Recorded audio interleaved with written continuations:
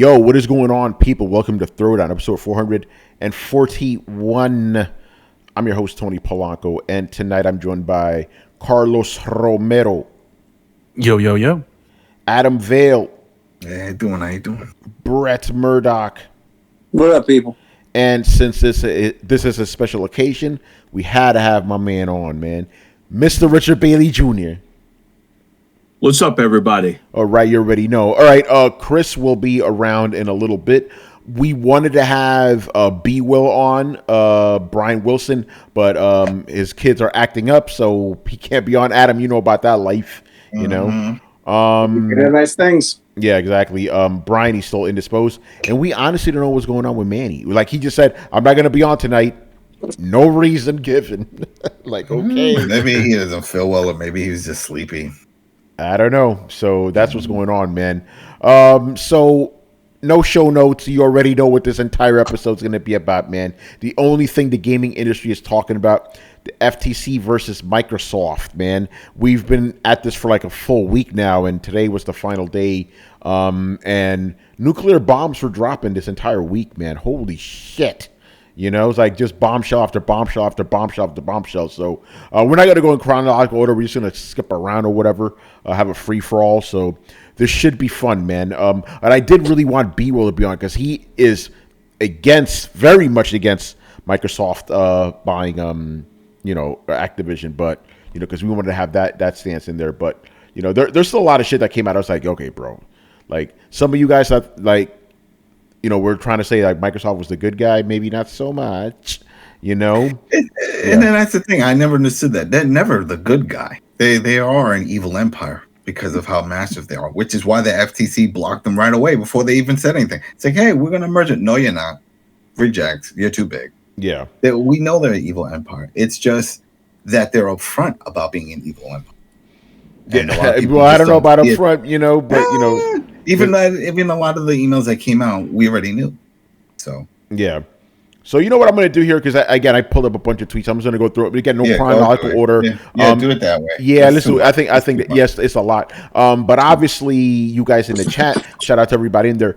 If you want us to talk about anything specific with this trial, tag at Throwdown, and we'll find it. And I want to throw a question out there for them because this is a question I've been throwing to people, friends and stuff, all the chat. There are a lot of people against it, and that's fine, be against it. But remember, this company's still going to be for sale, right? Yeah, Activision is still going to be for sale. It's still going to be for sale. So let's say it doesn't happen. Okay, so who do you think in the chat should buy it? And I really would buy it, not like, oh well, I want fantasy company. No, like who do you think is out there that would buy it? And that's it. That's all I want. Realistic, exactly, because no one seems to provide an answer because we already know a lot of the people who already offered it and passed on it. Well, listen, man, not to derail the conversation, but I said this on the show too. I said, out of everybody that could buy Activision, Microsoft's the best one because who are the others? Google, Apple. You don't want them owning Activision. Well, it's all right. They passed on it anyway, so you're lucky. But the devil in human form, Bobby Kotick, on the stand when the FTC opened the door, started talking about Tencent because of the you want Tencent owning them.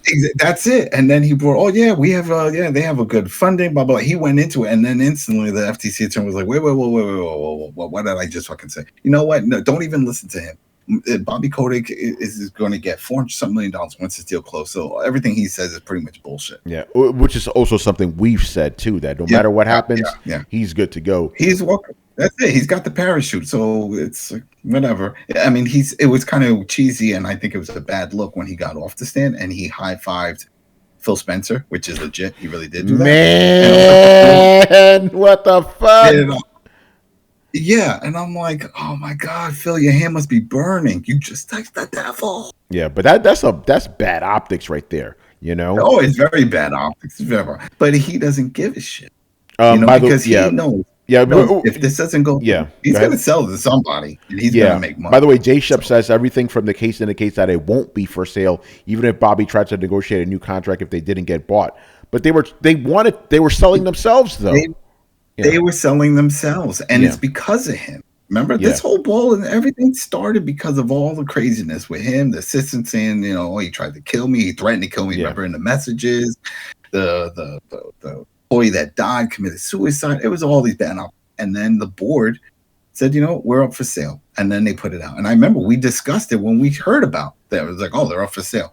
And then next, it came out that Microsoft was going to buy it. They offered it to Amazon. They offered it to Apple, offered it to Google. And the price is too damn high. They're not paying. But Microsoft got money for days. So and that was one of the things Phil even said. He was like, that's one thing we do have. We have money. And that's how we could try to compete in this. With our wallets, and that's capitalism. Blitz goes, and good question: is it confirmed Activision will sell, or is it assumption? It's a guesstimation, because think about it, they already put themselves on the market. Why would they go? You know what? We changed our mind. We're not going to be on the market anymore. We're going to stay independent. That doesn't make any sense. That doesn't make any sense. And the way Lulu is talking on her Twitter, and she's like the second in command up there, and she's pissed about all of it. About how Sony is playing a part in it and feeding all this bad info to FTC and all. So, burning bridges. A lot of bridges are being burnt on both ends. And I think, and that's one of the things that was brought up in court. And I was like, these people, once they're out, they're just going to take their money and leave. So how do we know that Call of Duty and all these other games are going to be in good hands? Because everyone's going to take their parachutes and start jumping out. They're pretty much burning all their bridges in the industry at the. Yeah. They don't give a shit. Jay Shep says, no, Bobby literally tried to negotiate a new contract with Ryan in case the deal didn't go through. Ryan said, no, wait until the case is over. It's not going to happen. Even if he does it, he's going to sell it. Make any deal. He's going to sell. He wants out. Bobby Kotick has already been talking to Sony about deals after this is over. He wants out. And that came up in court. So wherever you're hearing it, that's fine. But in court, they even said it. And that's why he's high-fiving. He's good to go. He's done. He doesn't care. He's going to get a parachute regardless. Even when he was talking about, this is the same courthouse that we purchased Activision through the whole bankruptcy situation. It's funny that here we are again. That's crazy. The high five, that's kind of... they're making light of everything. Yeah. He doesn't give a shit because he knows he's done. He knows he's done. And everybody knows he's done. Even when they were saying, is there anything going to change after the purchase? Well, we're taking the devs and everything. It's not just IPs, but we know he's leaving. It's like, besides getting a good amount of money from the sale, he is out. There's no way he's going to stick with this. And he doesn't want to stick. So he doesn't. Yeah, by the way, so Blitz goes, how can Adam talk in such absolutes when he doesn't know? We are seeing stuff coming out of the case that says otherwise. We're watching transcripts, court transcripts. This is absolute as from how they were handling it in court. I wasn't going to some Joe Schmo's website hearing them bitch about it. I don't care about the bitching. I just want to hear how it's being handled and presented in court. That's all I care. Yeah. To be fair, by the way, guys, to be fair to Adam, he's not getting this information off websites. He's getting it from the actual transcripts. Yeah, transcripts. That's it. Yeah. That's all. So, but obviously, you're interpreting it one way, they're interpreting another. So, exactly. So, and then the judge is interpreting, who knows? We'll find out. But from the way it seemed today, the judge is leaning to have this done only because it seems like a lot of the numbers that the FTC was providing is incorrect or doesn't add up into the judge's eyes. When they kept asking about, you're saying a certain amount of customers will leave Call of Duty exclusive to Xbox. Well, the judge, the prosecution, and everybody, FTC did not. I just want to throw out there, Adam has been on top of this fucking news. I've been seeing it, and Adam's been feeding me the news, and the stuff Adam's been feeding me has been 2 steps ahead of the news cycle. Adam's been doing a better job than the actual news, dude. Right? He is in there, sharing tweets from the inside source, and everybody's perception is just man, the FTC came wildly unprepared. Yeah. And that's kind of a best case scenario. A lot of this information, and they're normally if I came to Adam and I'm like, Adam, I think if this goes through, 20% of people are just going to leave PlayStation for Xbox. Most of the time you'd be like, man, you're full of shit and fucking move on. Right. But this is that seems weird. Where'd you get those numbers? Well, I pulled some data from here and there and some other places, kind of figured it out. And they're like, okay, did you build a working model from this? And I'm like, well, no, I didn't I have data from here and there. And they just started pressing him on shit, right? They're like, we want to know where this data came from. And slowly but surely, like it unraveled past the point where like, well, he doesn't really. The judge was doing that to the FTC attorney. Yeah. And to the point where it's like, not only did they establish that it wasn't really based on model data, but like then they started really deconstruct. To me, the thing that like when somebody's by the way, that came from a quote unquote my Xbox's own projected estimations. Yeah, like There's a point where your argument falls apart, and then there's a point where it seems like somebody they just kept digging on where this information came from, and they pretty much showed it as unsubstantial, like 4 times over, and then the hearing kind of took this weird turn of like really backing the guy into how much of your testimony was based off of this information, which doesn't have a model and is from 2 separate pools of data, one that isn't even current generation. So it was Gen 8. That was the other thing, because the judge, this is the judge, that was today asking these questions to the FTC attorney. It was like, well, I still have questions regarding this data that you're presenting. Where did you get this? Where are you getting these numbers from? And then after the song and dance, it was like, well, this is from Gen 8. We don't have enough data for Gen 9. Okay, well, you should have said that right at the beginning then. Yeah, and so like, I wanted to throw out there, like, because I know a lot of you guys are going to be a little heated.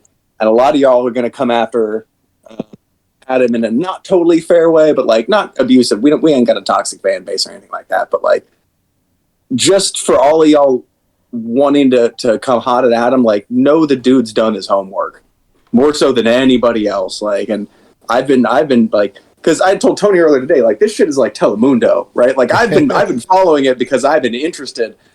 And Adam he's on the nose. So like, any of y'all coming to challenge him, I suggest you do your homework too. Now they've done their homework. These guys are doing their thing too. Again, it's all a matter of interpretation. So we shouldn't really be getting and just so you know, and then for everybody knows, this is not defending Microsoft. This is not about that. If this was the other way around, go for it. It's all about what's best for the gamers. We want to keep these games on all platforms because the last thing we want is any of these, whether Sony or Microsoft, to monopolize. Because the truth is, and that's one thing that was also brought up in court, because remember, FTC kept voiding out Nintendo, right? Nintendo's not relevant. And why? We find out why. Because they don't have a Call of Duty. That was their basis. It wasn't about sales. It wasn't about the market or how they have great games up on the top of the charts. No, they don't have a Call of Duty, so they're not relevant to this conversation, which is baffling. But whatever. That's one of the things that they brought up. Yeah, real quick. I got to give my man his props. Like, the other guy who's done his homework has also been Jay Shep, so we got to give this dude his respect. Like, that, my man knows his stuff, so shout out to him. But again, matter of interpreation. We're all seeing the same thing. It's just we come to different conclusions. I wasn't saying like I'm not seeing the chat. Honestly, it was that or Diablo and Diablo 1. I'm sorry, guys. But so. I'm not saying you didn't do your homework. I'm just saying, like, I really want to keep this to legitimate, informed discussion. And I think that there's some people in the chat who've done a really good job. I'm sure there are some people maybe who didn't. But I was just kind of saying, like, bring it hot because, like, Adam will come down on you with nuts and bolts. Like, he has. And it's not to hate or anything. It's just think about this. It's the devil, right? We know Microsoft. If Microsoft, for some reason, decides, right, this deal isn't going to happen, whatever, how many times have we heard that they were on the cusp of just shutting down? They did a whole 6-part series, Microsoft, that's on YouTube now that you can watch, and they talk about it. They've had nothing but failures, remember? 360, Red Ring, TV, Xbox One. I mean, there was so many times they could have just thrown in the towel like they did with cell phones and other devices they made. They stuck with it, and they keep sticking with it. They are that thorn that keeps poking, trying to get there. They're trying to get to the top. They can't get to the top. The FTC even confirmed if this deal goes through, they still won't be at the top. So it's not about that. But this is competition. And if the FTC is already saying that Nintendo is not a competitor in this console space, who is? Nobody is then. Then that's it. Then Sony stays at the top, and then we have no one else because they don't even consider PC. They were like, I couldn't believe when they brought this up. When they were like, well, you're saying that, where's the PC space? Well, PC would be the substitute, right, to a console. So you're telling me that PC gamers only have a PC to play games because they couldn't get a console? Are you kidding me? PC gamers were flipping out when they saw this shit. They're like, we're no substitute. We're the master race. How dare you? But these are the things that they're bringing up, and we get it. It's a spin. It's court. They're trying to pull one over on this on this judge, but this judge is a patent judge. This judge sees nothing but tech cases and stuff within that realm. So she's experienced. She understands what's going on here. But it was just funny to see some of these little jabs of like, oh, well, that's the only people that play on PCs are people that can't get a console. That's a substitute. That's just a substitute. Wow. Come on now. That's some bullshit. That's not true. But the whole thing is we need competition in all markets. We don't want to have one car. We don't want to just wear one pair of jeans. We want competition, and it's hard. And that was brought up in court today. And it was talking about, look at the streaming market right now. You see how they're all gobbling each other up, right? Picking up this one, that's network, Discovery, picking up, with Universal and with HBO Max and all this stuff. It's like, can you imagine if Microsoft is done? They lose it, like, we can't do this shit no more. They back out. Who is going to fill that spot? Who can jump in and fill it? By the way, Adam, J. Shep goes, will you respect the judge's decision no matter what it is? Damn right. This is it. I have no horse in this race. They all want my money. That's it. That's all they care about. Yeah. They want my money. Yeah. I have a PlayStation. I love my PlayStation. Right? I abandoned the Xbox One because it was a piece of shit console. Remember? I spent the past 6 years on my PlayStation 4, my PlayStation 4 Pro. This is not I prefer this. No. I like the Series X and the interface, and that's what pulled me into it. If my PS5 had a better interface similar to the PS4, probably would have stayed there. So it's not about that. It's fine. Another interesting comment here from Ace Ali. I don't think anyone got through this week paying any degree of attention and thought, man, Xbox is clean and trustworthy, and they sure have the best interests of consumers in mind, which should be the basis enough to grant the injunction and give time for more scrutiny. However, I don't expect this judge will do it. So he's basically saying since Microsoft has done shady stuff, they shouldn't, be allowed to buy them. Correct me if I'm wrong, Ace Ali. But to be fair, both of these companies are fucking dirty, but at the same time, it's also pretty fucking funny seeing how quote unquote good guy Microsoft got outed, and we haven't even got to the main talking points I want to get to. But here it is. But he's right. That's the whole reason why the whole thing happened. FTC just saw Microsoft Activision merger and said no. Remember that. It wasn't like they heard anything. They had nothing. All the stuff presented this week in court was a first. We already knew this. People covering, we knew about the 10-year deal with the Switch. We knew the 10-year deal offered to Valve. Valve's like, you know who didn't? Who? The judge in Bobby Kotick. Bobby Kotick, right? There you go. Bobby Kotick didn't know, Right. Well, he that was funny too, and it all plays into it when he was like, "Oh yeah, we would never put our stuff in subscription." Yeah, damn right. That's why you're selling your shit. That's what he's trying to prove. It was like, hey, don't think that if this doesn't go through that we're gonna honor any of these, because we're not. And that was another jab, which is another reason why the FTC attorney was like, no. I see what you're doing there. You're trying to plant that seed that all shit is going to hit the fan if this falls apart. Start focusing on Tencent. What? A Chinese company buying American company while a Japanese company is blocking two American companies? The optics look horrible. So yes, we see what he's trying to do, and they tried to cut his ass off. And maybe that's why he high-fived Phil, because he was like, look, doesn't matter. We may look bad on this front, but it will look even worse to the rest of the world when they see that this happened. Our own FTC, Federal Trade Commission, blocked us because the Japanese made it so. It's going to be it's complicated. It's a complicated situation. It really is, yeah. That's the thing, and it's always going to be like that because Microsoft is the rich kid, and they've done shady shit in the past. All these big companies have. That's how they get to where they are. And it's fine, but that was the other issue with the whole FTC thing. It's when it did come out about, oh, well, you offered all these deals.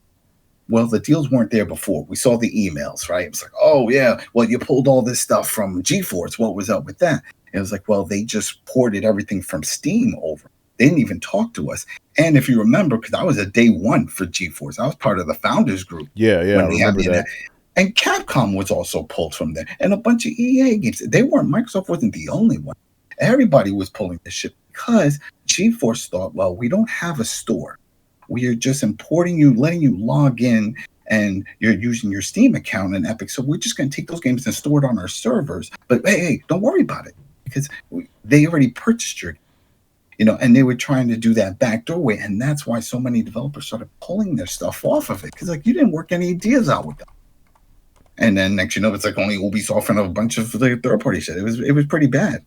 But now we got this deal, and that's one of the things that came up today as well. It's like, NVIDIA's all happy if this 10-year deal goes through. With this merger, they get to 10 years, and then all the other ones. And that's what the judge presented to FTC during the closing. It's like, well, you're saying that this will hurt the industry. But what we've seen now with all these deals, have you taken that into consideration? And they feel they still will hurt the industry because it will impact the market leader, which is Sony. And that's where it's like they're sort of pushing us to make it seem like this really is Sony versus Microsoft, the court case, because FTC keeps focusing that it's Sony. But we're going to put it on all these other streaming services in Europe. But what about Sony's cloud?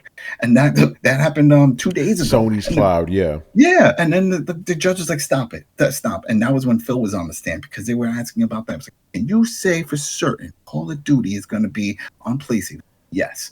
Can you say for certain that this game and this, I know to the point that, and that's when I sent it out to you when the judge put a stop, looked over at Phil Spencer and says, all right, under oath right now, can you say that these games, especially Call of Duty and all the other within this franchise, will be on the PlayStation system, Eagle?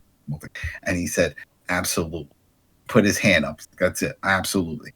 And the judge, they said, looked over at the attorney, like, okay, there we go. Because at the bottom line is now you got him under oath saying. Yeah, you got him under oath, yeah. If he backs out, holy shit. Dude, but did you the part after that where he tried to press them to make a commitment to keep other games on PlayStation? The judge is like, bro, stop. Yeah, it's too much. And again, it was for PlayStation. It's like not talking about the whole thing. Is supposed to keep it fair for us, for the players, make things fair for us. And it's really the way that FTC is presenting it is like it's more like just for Sony, and that's not right. That's not right. Now, if Microsoft was going the route that we thought they were going to go, which is only give 3 years, and there was no talks of putting it on any streaming service, then yeah, go at them hard, because that means that they are going to try to make all this shit exclusive, and that's a problem, because then when does it stop? You buy Activision, the biggest one in the yard, then what? Then you go after all the little guys, right? We saw that they were talking about maybe Sega, and then they were talking about getting Square Enix, and people were like, how dare they do it? It's like, how dare they do it? Don't you remember this is the same fucking company that tried to buy Nintendo? They don't at the time. Yeah, it's different players, but the one thing that never changed is that you still got Daddy Warbucks' the bank account. That doesn't change. So the players change, but the bank account's still there. So then when you're having trouble, well, what do? Just like in real life, you have things, you try to buy your way out of it, whether buy a new boiler or whatever, new car to go get to your job. Same thing. We're losing this race. We got some developers. How can we improve? Well, we're coming out with games. Guess what? Each game is shitty. We're having problems. What else can we do? Well, let's see who's out there for sale. And that's the other thing. That stuff with the Square Enix that came out. Yeah, that was interesting. Square Enix, Sega, a Bungie, IO. Yeah. The interesting with some of those, real quick, the interesting with those is that it made it seem like they were open to a price. I was always tweeting this out. It was like Ted DiBiase laughing. Everybody has a price. And it's more like that was it. It's like, oh, they're open. It doesn't mean it's going to happen. We know how Japanese companies are with it's probably never going to happen. Remember years ago, there was that whole discussion when Capcom was in financial trouble that they were going to be up for sale, and Microsoft offered a huge amount, more than any other company. And they said they couldn't do it. They would love to do it, but they can't, or else they'll get blackballed over in Japan. Yeah, culturally. Go ahead, Brett. Yeah, go Brett. Okay, so like just while we're kind of on that topic, like I know a lot of people kind of looked at that as like some pretty villainous remarks, and like I was hoping somebody might be able to like. I heard that statement, and I was like, yeah, you guys have the money to buy people out. Yeah, you had a short list of people you were looking to buy out. You said we could buy everybody if we wanted to, and then you proceeded not to. So like, is recognizing the situation, like I'm not understand where the villainy comes in there. Like, what am I missing? The desire, the desire to do it is the villainy to people. Yeah, that's the whole thing. It's like having that one guy and also in the neighborhood who's super rich and just buys everything. But Brett, real quick, it's also, hey, you guys are coming after Sony for buying exclusives, yet you're over here trying to buy publishers. That's the other argument. Well, it's I get that one. That's the mentality. I get that one. The other one just kind of feels like being like, yo, like Adam's, he's becoming a problem in the podcast. We could kill him. Nah. Like that's not guilty of the crime. That's just kind of being like, something could happen. Nah. Like, again, like it's not innocent, but man, everybody kind of, I just feel like everybody's jumping at like you see, Microsoft was determined to have a master plan to buy out the whole industry. I'm like, nah, bro, they said that they could have, and then they didn't. That it's different than them trying to, I feel like. Yeah, and again, I'm not excusing anything. Yeah. And again, like Microsoft is a big soulless corporation. Mm-hmm. Yeah, but I know where people are coming from. You know, I know. Yeah. And I'm the same. I'm like you can't be out here getting upset that Sony is quote unquote buying these exclusives when you're out there trying to buy publishers. That's worse. Yeah, you know, I feel like it's different. I disagree with that statement entirely. No, Brett. No, I agree too. It is different. It's worse. Buying a single game exclusive is way worse than buying a fucking publisher. So it is different, you know? So remember, just to piggyback off of that was a question that was asked to Phil while he was on the stand. There was like, all right, you know, why are you doing this? Why are you going about buying this? And then that's when it came up about the whole Call of Duty thing, and that they were being asked about, oh, well, how much are you willing to give us? I was like, what do you mean give? Well, you know, Sony over here is giving us X amount for this, and they're going to pay for marketing and all this stuff. So what are you going to give for putting on this? And you have to play that game. And they had played the game before Phil was in control. We know Grand Theft Auto, that sticks out of my mind. Remember the Lost and Damned and the Battle of Gay Tony. That stuff was exclusive. They couldn't get the game, but they can get DLC. And then they were playing that game, and there was a back and forth. But they were losing that battle because Sony was more established. So they had those relationships, and they had the install base already. So they weren't getting the game. They'll get DLC, or they'll get little content on this. Go ahead. Adam, you weren't on the podcast when I kind of floated this idea. Like, my perception in the last couple of weeks has pretty dramatically shifted in the sense of, like, there was Call of Duty, and there was another one, too, that Internal Memos kind of, like, they were you know, losing essentially 30% of their profit margin on Call of Duty by being strong-armed. And they were talking about, and again, this isn't hearsay, like they were talking about fearing losing access to some of these tentpole franchises that are huge across gaming. And like, I was curious to hear, like my tinfoil hat is kind of like, they're looking at the playing field, and getting access to these games or, having exclusivity to these games is great. But when you're staring down the barrel of losing access to some of the most popular franchises, period, and not being able to flex the market share to be able to keep these on your console, could have been a fucking swan song for Microsoft. That could have been the death of a console. That was it. So I can absolutely understand justification in we're buying them, not even necessarily to try and grab it and make it exclusive, although that's a possibility. We're grabbing this because if we don't, we might lose access to it. It's a death by 1,000 cuts. That's what it is. It's that they're making all these deals. This is with Sony saying, hey, we'll get exclusive. It doesn't have to be permanent exclusive, 6 months, a year, but we know how games come in and out within that time. To the point by the time it comes, look, we got Stray coming. Go ahead, Rich. Stray is coming to Xbox in August. Well, can I just make a quick comment? Just make it quick. Yeah.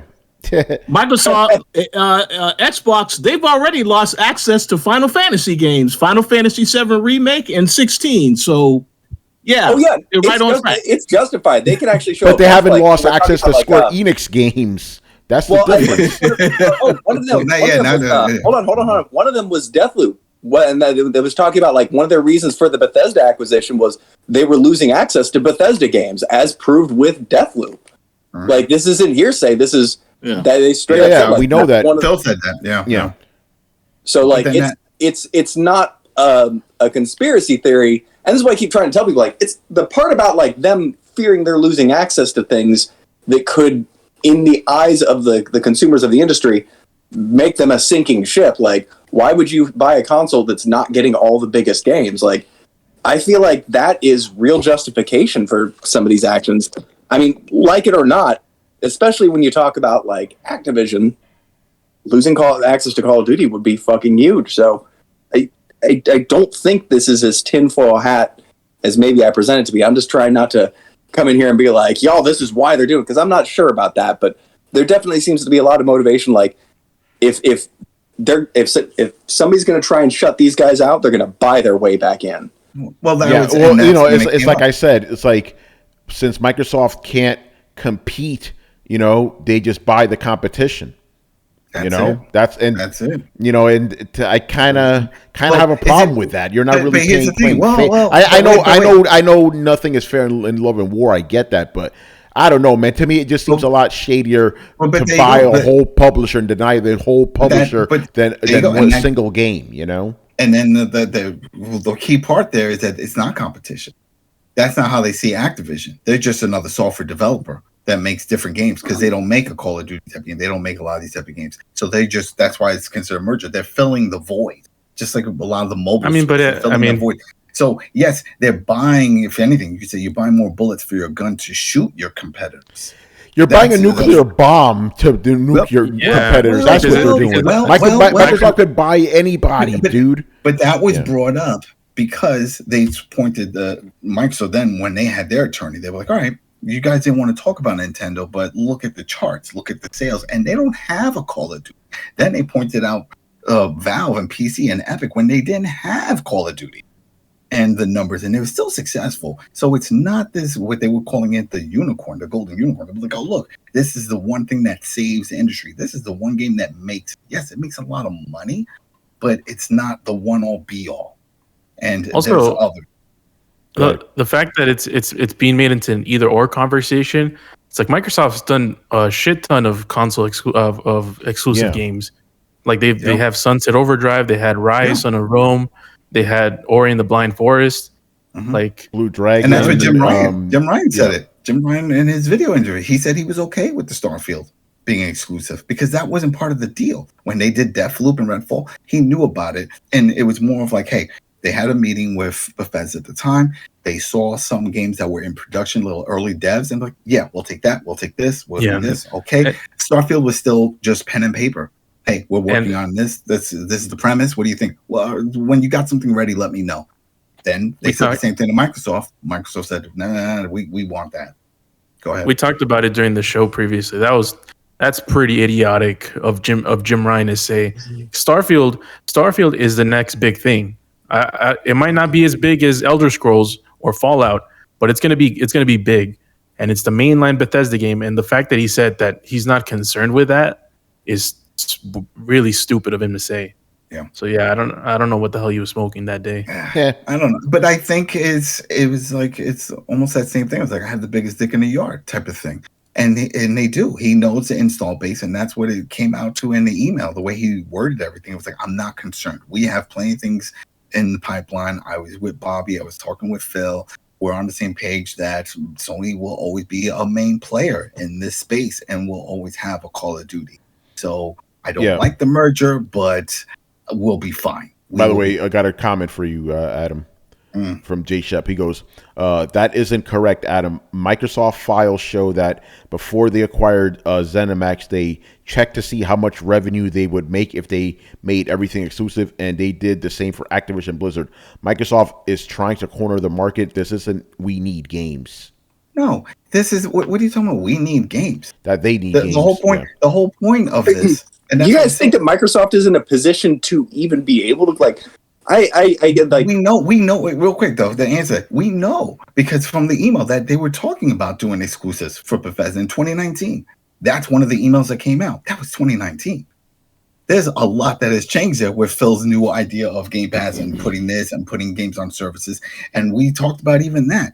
If this FTC case didn't start, do we really think all these deals, 10-year deals, would have been offered to all these other parties? I don't think so. Because I think Microsoft really was going to try to keep things at least to a bare minimum of like 3 or 4 years, and then we'll hit the table again. Why? Because they're fucking a company. They want to make money. They don't want to have these long-term, 10-decade-long deals out there. A lot changes within that time. People move positions, get fired, all kinds of things happen. So no, they don't. Of course not. I mean, I know it's kind of weirdly far-fetched for a lot of people, but like that anger that you feel when you're like they might be taking Call of Duty away from me. Like they're aware of that. That's a thing that they don't want you to feel. What they want you to feel is kind of like mild trepidation, bordering on apathy about the whole thing. So if they do phase it out, it's going to be a soft phase. They're not going to make it painful for you, the consumer. Well, we definitely know that would never happen because of the under oath. And then what the judge even said today, during the FTC's closing argument, still bringing that up. And the judge said, interrupted, like, well, you're talking about with the what ifs, right?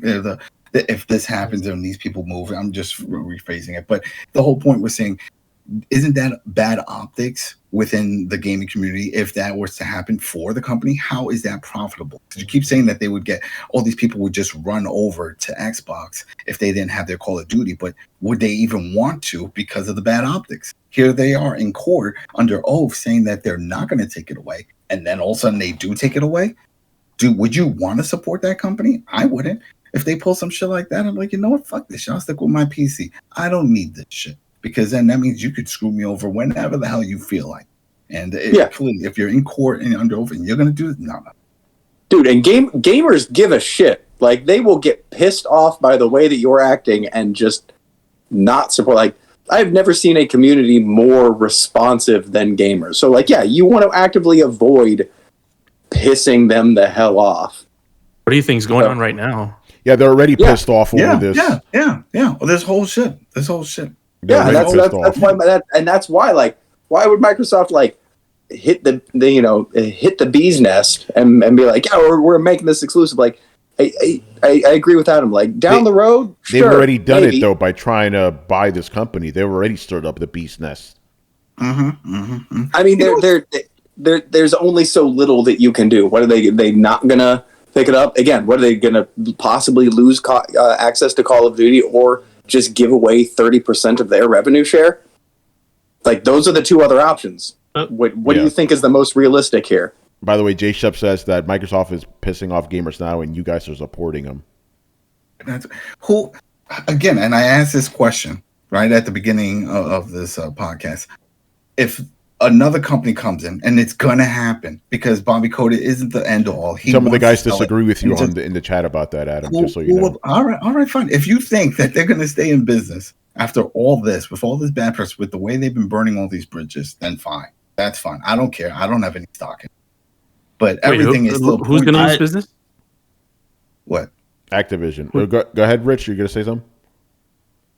Well, I just would like to ask the question is, after this trial and the fact that Microsoft got exposed, are the people angry? Do they actually think that even if Microsoft wins, they're going to now, well, let's go back and do the shady stuff now? No, they've actually been exposed now. So I kind of feel like they know they can't be doing a whole bunch of shady stuff because of this. This has stained Microsoft forever. Yeah. Win or lose, think about it. If this goes through, every damn game that ever comes out from any of these Activision studios, we're always going to hear the what ifs. Like, oh, well, I bet this could have been I heard this is exclusive. It's always, you're going to plant the seed. There you go. Well, go ahead. It might be an unpopular opinion, but they're not going to change. Nobody does. Yeah, no, yeah, they're just going to try to be sure their shady shit doesn't come up more. Well, anyway, real quick, Bliss goes, the reason I'm pissed is not only are major publishers being bought up, we see proof that they are 100 plus other studios in their sites. Fuck this shit. So yeah, I hear that. I understand where you guys are coming from. Go ahead. I just want to say I respect everybody's opinion. I know some people think I sided with Xbox because I'm saying, but I just want to say this though. I had no idea people care this much about Call of Duty. Think about it. Out of everybody on this panel, I was the only one playing the shooter, man. You know, and it's no one seemed to care. Whenever we would talk about it, no one cared in the chat. So, move on. Let's talk about something else. But here's the thing, Rich. I don't disagree with you, but here's the thing. It's like Call of Duty. I'm not surprised by any of this because Call of Duty is the biggest game on earth. Like, even if we here, most of us, not Adam, obviously, don't care about Call of Duty. Most of the world's Call of Duty, again, is the normiest of normie games. Obviously, everybody knows about it, so there's a reason it's getting, this whole trial is getting so much attention. This shit didn't come up with fucking Bethesda. It came up with this, right? This is just me talking, right? I honestly believe if Call of Duty was not part of this deal, no one would even be talking about this. Would have been a done deal already. That's Nobody true. gives a shit. But again, if they acquired Blizzard. Yeah, if they acquired Blizzard, but it's about because all these fucking judges or whatever, they all know what Call of Duty is, and they're like, wait, you're gonna take it away from one console because that's the way they see it, So I kind of disagree that nobody cares about we don't more or less, but the rest of the world does, Well, I just want to confirm. We know PlayStation cares about it because it did come out. It said that back in 2021, they made about $800 million off of Call of Duty. Yeah, I believe it was their third biggest selling game that year or something like that. Yeah, it's a lot. So I understand they don't want to say goodbye to that money, but I don't ever think Call of Duty was ever at risk of just going to Xbox because that would be a very dumb business decision because of the fact that Microsoft can make a hell of a lot more money by having the game on PlayStation as well. And that's what the judge was pointing out when the FTC was bringing all this stuff up again in their closing. He was like, it's just bad optics if they did something like that. Here they are under oath. Yeah. I mean, hell, Nadella, the CEO, the head honcho, the man of all men from Microsoft, showed up in court yesterday and also confirmed it. And it's like, how you don't get any higher than that. So you're saying that no matter what they just said, they're still all going to do it. Then we got them by the balls. We could sue them. It's all under oath. It's all written in transcript. We were here when they said it. It's not in an email, and you could say my receptionist tweeted that shit out or sent it out. No, and I get it. People don't like the company. I get it. That's fine. But then it's like, who else is there? There is no runner up, and that's the thing. And yes, people say, oh, well, they're not going to sell. Okay, then they don't sell. And still, how is Activision going to function with the unions that wanted to, with the developers that wanted a better deal, that were looking at a chance to get more money or to move to another studio? Remember, Activision was crumbling before this happened. The optics, everything was falling apart. People were boycotting Call of Duty. I don't think they understand. There was petitions. How old did that go? Yeah, right. We hear about those fucking. We hear about that shit every year, basically. Exactly. I'm boycotting it. Yeah, of course. And then they still fucking buy it. They did that shit when they went to space. It was garbage, and they still fucking bought it. But go ahead. That just is a bad look, and it scared a lot of these shareholders. And that's when it started coming up that they agree that they wanted to sell. And then with all the shit with Bobby, and they're like, we can't get Bobby out. What do we do? The only way to get Bobby out is if we all get out. Yeah, and let's just sell. Yeah, a couple of things here from the chat. Blitz goes, Call of Duty is the chosen battlefield, but the war is much bigger. I care about what this acquisition means for the industry. That's his main thing, and I get that. Okay. Yeah, go ahead, Brett. I guess a response to that, are you sure y'all aren't jumping at shadow? Do you really think Microsoft is a threatening contender to be able to tip the balance of the industry? Bro, they've been struggling to stay afloat for the better part of over a decade. I don't know if I agree that they are one smart move away from dominating things to the point where we all live in this dystopian nightmare. Bro, we'll be lucky if they actually become competitive. That is even a far, that's the very best case scenario. They're not going to overtake 50% market share, much less dominate the industry. Jay Shep says they're $1 trillion company, so hell yeah, they can change the game. Jay Shep, let me call Jay Shep. You're wrong. They're a $2.5 trillion company. Ace Ali goes, they could buy up all the publishers and then wreck the studios they touch. And Bliss says it's about IPs being owned by one company under one umbrella. So yeah, that's the worry that basically they're going to own everything. Okay, so I'm assuming you have a problem with all the Disney acquisitions. Exactly. Right? That's been the argument for forever with that. They own Star That's a little Wars, bit deflection Marvel. there, but okay. No. I just want to make sure we're not consistent because it's fine if Disney owns all the IPs, but I'm pretty sure Bliss says that's not cool either. You know, okay, I'm not speaking for you, Bliss, but I'm pretty sure you say that too. You know. But hold on, there's another comment here I wanted to talk about. From Jay Shep. He says the gentleman, I'm assuming it's Adam and Brett, ask the gentleman if Warzone is the only multi-plat game and all other future Call of Duty games are exclusive. Would that be okay? Oh, let me read that. Ask the gentleman if Warzone was the only multi-plat game and all other future Call of Duties are exclusive. Would that be okay? Oh, no, I don't think so. Why would that be okay? No, I mean the whole thing, and that's also part of this, is that all established franchises, and this is why it looks like Elder Scrolls, the new one, whenever that ever happens, will come to PlayStation. Because I don't know about all that. I know, but it's just the way he worded it, because he said he wasn't taking anything that the fans are already accustomed to. He said that's why we didn't take away Fallout when we went forward with Fallout. That's why we didn't take away Minecraft, and then they did. Well, they're sure as hell taking Senua's Sacrifice out of there. Yeah, and they're doing that with Bethesda. They like. By the way, because again, there's still a bunch of shit I want to talk about here. I think it was Pete Hines, right? Like he was like, "Wait a minute, how come our games can't go on other platforms?"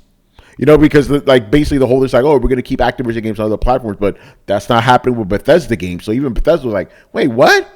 We want our games on other shit," So again, the only reason they're making those concessions is because of the scrutiny that's happening. I guarantee you, if it wasn't for this shit, course. To quote something I said about Bethesda, you don't buy companies for billions and billions of dollars and make them for every platform. The only reason they're doing that is just concessions. Yeah, that's why this case is here. FTC did that because it doesn't make sense.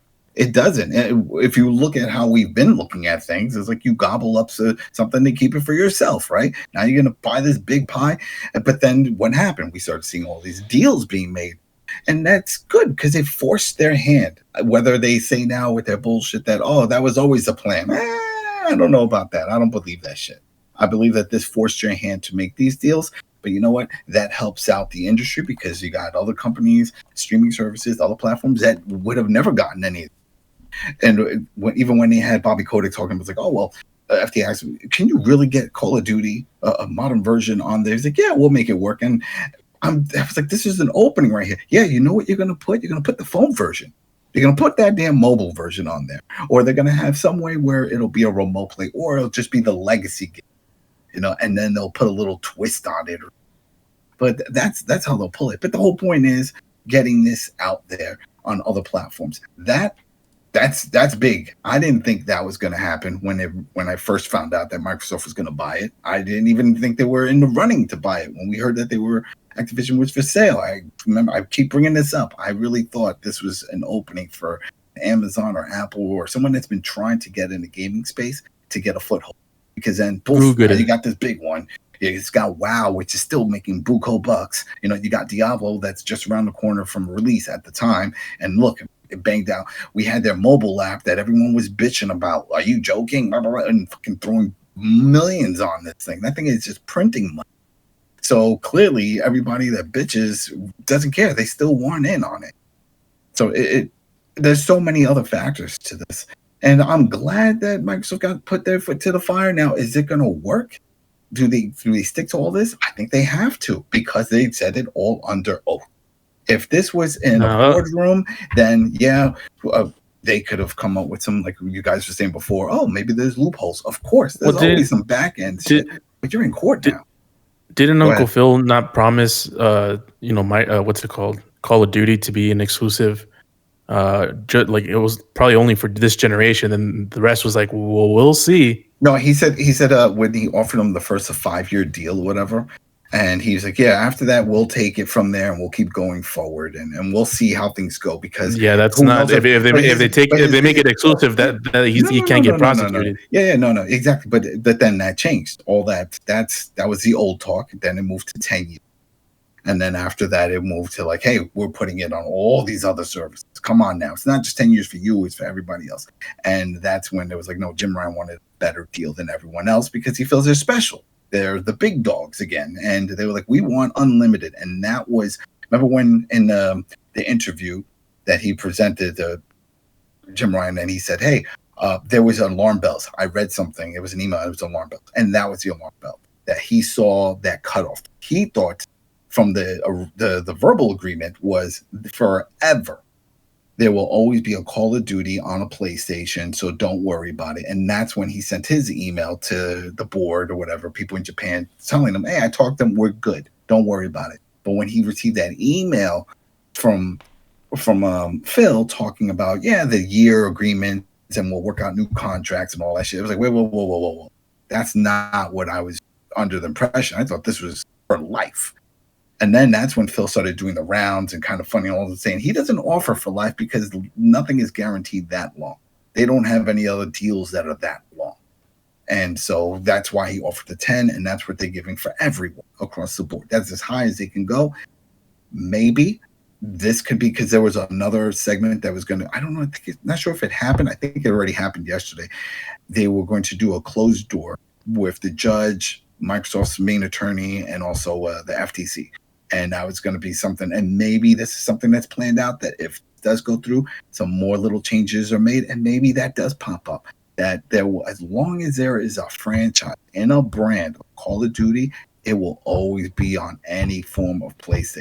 Yeah. By the way, Jay Shep says who is it? No, it was Blitz says that you're trusting in Phil too much. It's not, well, he's the spokesperson. He is their mouthpiece for this. He is the head of Xbox. Man, so if Jim Ryan said that, I wouldn't believe him. Yeah, exactly. Right. That's a good point. But then even with Jim Ryan, in the way Jim Ryan even worded it and the way he was acting in that video is the same thing. It's like, I don't think this was his plan at all either. But his hand was forced, and rightfully so.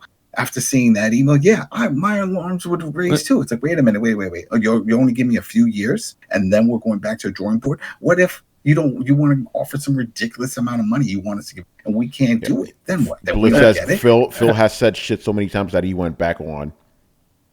Well, he went back on a lot of things.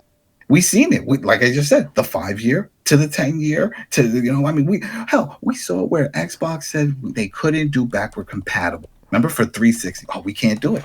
What do you mean? The architecture's so different. I thought it was the x86. Yeah, but there's all these tweaks. I'm sorry. I even had Major Nelson talk about it. I sent him an email. Hey, what's wrong? Oh, we can't do it. It's a whole big thing. Can't do it. A few months later, surprise, whole backward compatible. Guess what? We don't know how we did it. We got this emulated to work for 360. Shit. Awful shit. You knew you could do it and you didn't want to. People like Phil, people like Jim Ryan, those dudes are cutthroat. Like as well as their PR and their likability on Twitter and these videos are, they're fucking cutthroat. That's how they make it to the top. It's corporate, exactly. They have to do something. They're cutting throats. These are cool as cute. That's the one thing. One thing that I've seen from all the people that were transcribing it, because obviously they're also trying to read body mannerisms to see how they're reacting. Are they sweating? Are they fidgeting? It gives signs that this guy's full of shit and he knows he's full. They're cool as cucumbers. Like I meant, fucking Bobby's high-fiving. You got all these people in the courtroom. This is billions of dollars on the line, and you're high-fiving. Well, Bobby's high-fiving because he's getting that golden parachute. He's getting that money. But that's what I'm saying. What I'm saying. I was like, these people, they are the master bullshitters of the corporate world. This is what they do. They are not here because they were the nice guy who did everything right and said, damn, we need to promote somebody up to. Who should we do? You've seen that Phil guy in the back always playing ping pong? Bring him up here. I like his face. No, these are the cutthroat motherfuckers that people are scared of. And it's because they can do things with a straight face. They can say things that are just destroy you with a straight face. And they can do it and get away with it. And it's believable. And so this is it. This is what we live in. And I know people are upset. Oh, well, they're buying. Oh, okay, yes. But this is capitalism. We've seen this all the time. When your local mom and pop shop goes away and it turns into a Dunkin' Donuts, You know, I'm like, man, I used to like it when Gina made those nice big donuts. Now we got this. That's just the way it is. Someone came up and said, how much? How much? And they took the money. There was a price. And that's what's going on here. Yeah, they had a horrible list. Well, not horrible, but meaning just to see that list. And I'm sure it was a list just put together of all these studios that are out there, that are smaller, that could be purchased. And like I said, everybody's got a price. And I'm sure a lot of these studios would love to get that because it's also job security. As much as people are like, oh, well, you know, it sucks if they get gobbled up. But we've seen this in the comic. We've seen this in other industries. Smaller companies, most of the time, wouldn't mind to get, if they have some creative freedom, getting purchased by one of the big ones, because then there's a lot that comes with it. You get more resources, right? You get maybe benefits. You get a union if that's part of the big company. There's health benefits. There's a lot of other things that come to it with these smaller studios. That's an incentive. Yeah, there were big studios there, though. Sega's not a small studio. No. I know. know. It's not a small studio, you know? No, I know, because, well, they could be on that list because Microsoft has such a big wallet. They could throw all of them. I'm just saying. I was like, there's also incentives. It's not so much of like, oh, these people would never do. You know, yeah, there's some that want to do, and then someone will just put the middle finger like Nintendo. It's almost like, no, it's not going to happen. You know, so here we are with this. Now, my concern with this, if this goes through, it's not so much what happens with Activision, is that when does it stop? Because we've heard Nadella, when he came out, he said he hates exclusive. Right, he hates that world. He says that was a world. I found that statement funny. He goes, "We hate exclusives, but Sony's forcing our hand." But you know what? And but Sony learned from the best, and they learned from the best, which is Nintendo and Sega. These dudes were doing it and playing that game. And remember, they were trying to screw over Sony. We know the whole console war thing, and that's what pulled them into it. And so then they're like, well, this is how this game is played. And then, oh wait, we got all these other ones. And think of all the other ones that have come and go. 3DO, come and go. TurboGrafx, Jaguar. I mean, we've seen them come and go. And there's a way to win. And the way to win is exclusivities. If you have the games that they don't, then people eventually won't buy those consoles. Doesn't matter how good they look. The Neo Geo was the butter console of that time, but it was too damn expensive. And here it is. You had Sega almost like, hey, we could do those games. We could do this. We could do them cheaper. And yeah, it doesn't look as great, but it's cheaper and it'll be played on the console they already have. And they killed it. That was it. But yeah, it didn't matter how good it was. Yeah, I found that statement pretty interesting. Yeah. But my whole thing with that is that how he kept focusing. He's like, oh, we're doing the cloud. We're doing this. We want to get things growing and we want to build our services. And this all comes back to what is Game Pass. And this is the one takeaway that I got from all of this is that they're really trying to just, and this is why Nadella is willing to give so much money toward this project and probably even more after this, is that they're trying to make Game Pass into the mega Netflix. Not just Netflix, because Netflix is still hurting because we got all these other runners out there making their own services, but really try to make Game Pass the one big service that you can get all these games on your service to play. But you also get the first party stuff included. You know, and I get that Sony doesn't want to do that. That came up in court. They have 3 tiers. Not one of them includes any of the first parties, but yet they say they're all about consumers, blah, blah, blah.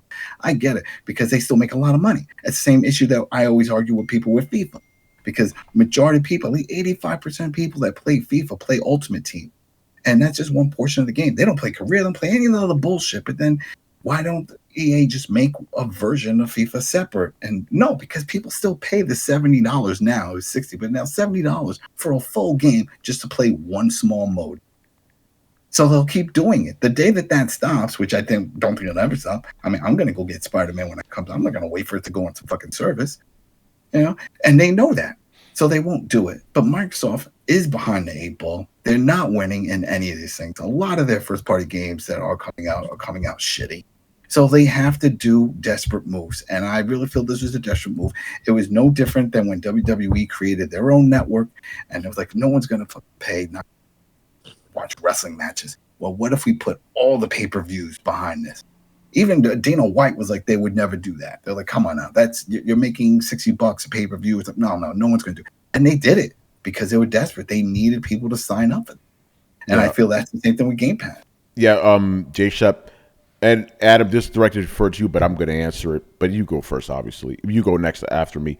The The files make it clear that Microsoft wants to leave consoles behind. What are Adamson's thoughts? Listen, on Throwdown, we have been saying for years that Microsoft's ultimate goal is to not even put out consoles, just have Game Pass and just put that shit on everything.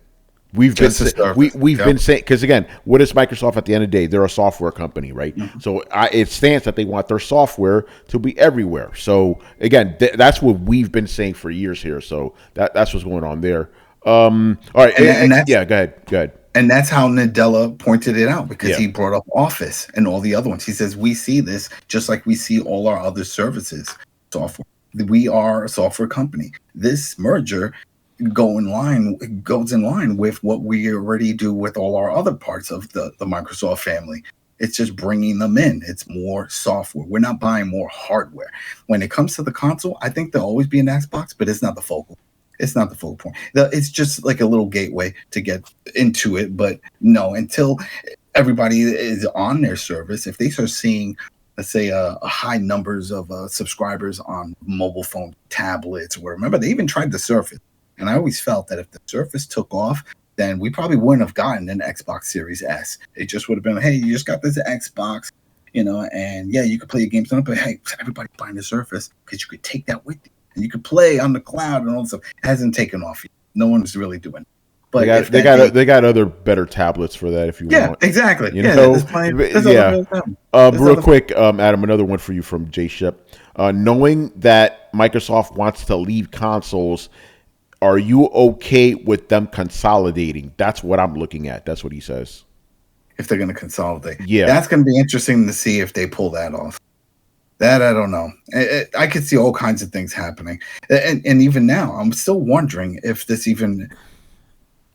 gets branched off in some way. Because to go along with that, if this deal goes through, when does it stop? Well, I've always said, I mean, they even, because just take it back. Because I've always said, like, if Microsoft could, they would have Game Pass on PlayStation. Phil Spencer actually said that. They wanted to have it, but Sony was like, no, we're good. Of course not, because they got their own subscription service. I was like, sure, why would we do this? To play your 3 games that people would give a shit about? Yeah, right. Let's just to be honest. It's like, what, you got a racing game? Well, we got one of those. But yeah, but the guys, only Adam plays that one fucking guy in that pocket. That one guy, but yeah, exactly. the guys in the chat, I'm sorry, Adam, the guys in the chat are just basically worried that Microsoft won't stop with Activision. They'll keep going and going and gobble up everybody. That is, and they're not alone. Now that's my worry, because once you ran through this barrier, what's going to stop you? Because you already did this, and I think that could be the other factor that the judge has to see on them. Because there's a lot of other factors, but that's the other one. And then you have Wall Street. That's all for this, for a bunch of reasons. Financially, they want that money. Also, it's good optics for 2 U.S. companies to merge, especially on a global scale. It looks great. There's a lot of other factors. It's a very complicated case. I can't wait till the movie comes out. Phil is played by Vince Vaughn. It's going to be awesome. But when we're going to see it. This definitely, if they can make a Tetris fucking movie, they could do this shit. Come on. But that's my fear, is that if this goes through, okay, fine. They said you don't seem that worried about it. Yeah. Oh, I am fucking worried about it. I am worried about, because then what? Then what? We're going to get EA. Then they're going to get Ubisoft. When does it stop? At some point, it has to stop. Now, remember the argument, and we know it's bullshit, but this is the argument that Phil and them were saying. Argument? We're really getting the argument. Argument. Argument. Argument. Are you making fun of my Brooklynese? You need to cut the bullshit out. You fucking Queens people think you're so high and mighty, fucking shit. Think you got royalty in your blood. Listen. Yeah, man, we are royalty, motherfucker. Anyway, I know you got the Queen shit. So my concern is that, because then if you go to library too, Adam?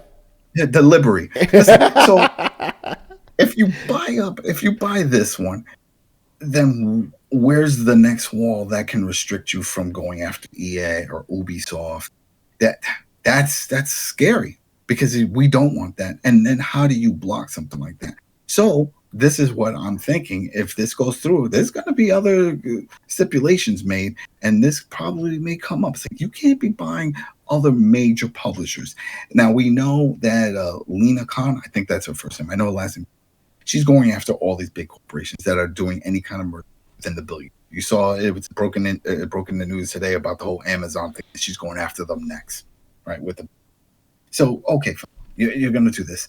Then you got to put some kind of restrictions within this deal that you can't buy these certain ones, or there's going to have to be some other little rules, because if it can't just apply to them, because if anything, I could see if this goes through, Sony then say, you know what, fine, then we need to start making it. Maybe they buy Square Enix, there's a price there. Like, okay, then you buy them. They merge, you mean? Oh yeah. Let's use the safe word. Which will be fucking hilarious because Square Enix, it's itself a merger already. That's what I'm saying. So it'll be Sony Square Enix. Yeah, exactly. There you go. And then next, we're down to just the way it used to be when it was just a Nintendo. Had their main thing and they had all the games, and you had a few companies, but all the major titles were made from in-house.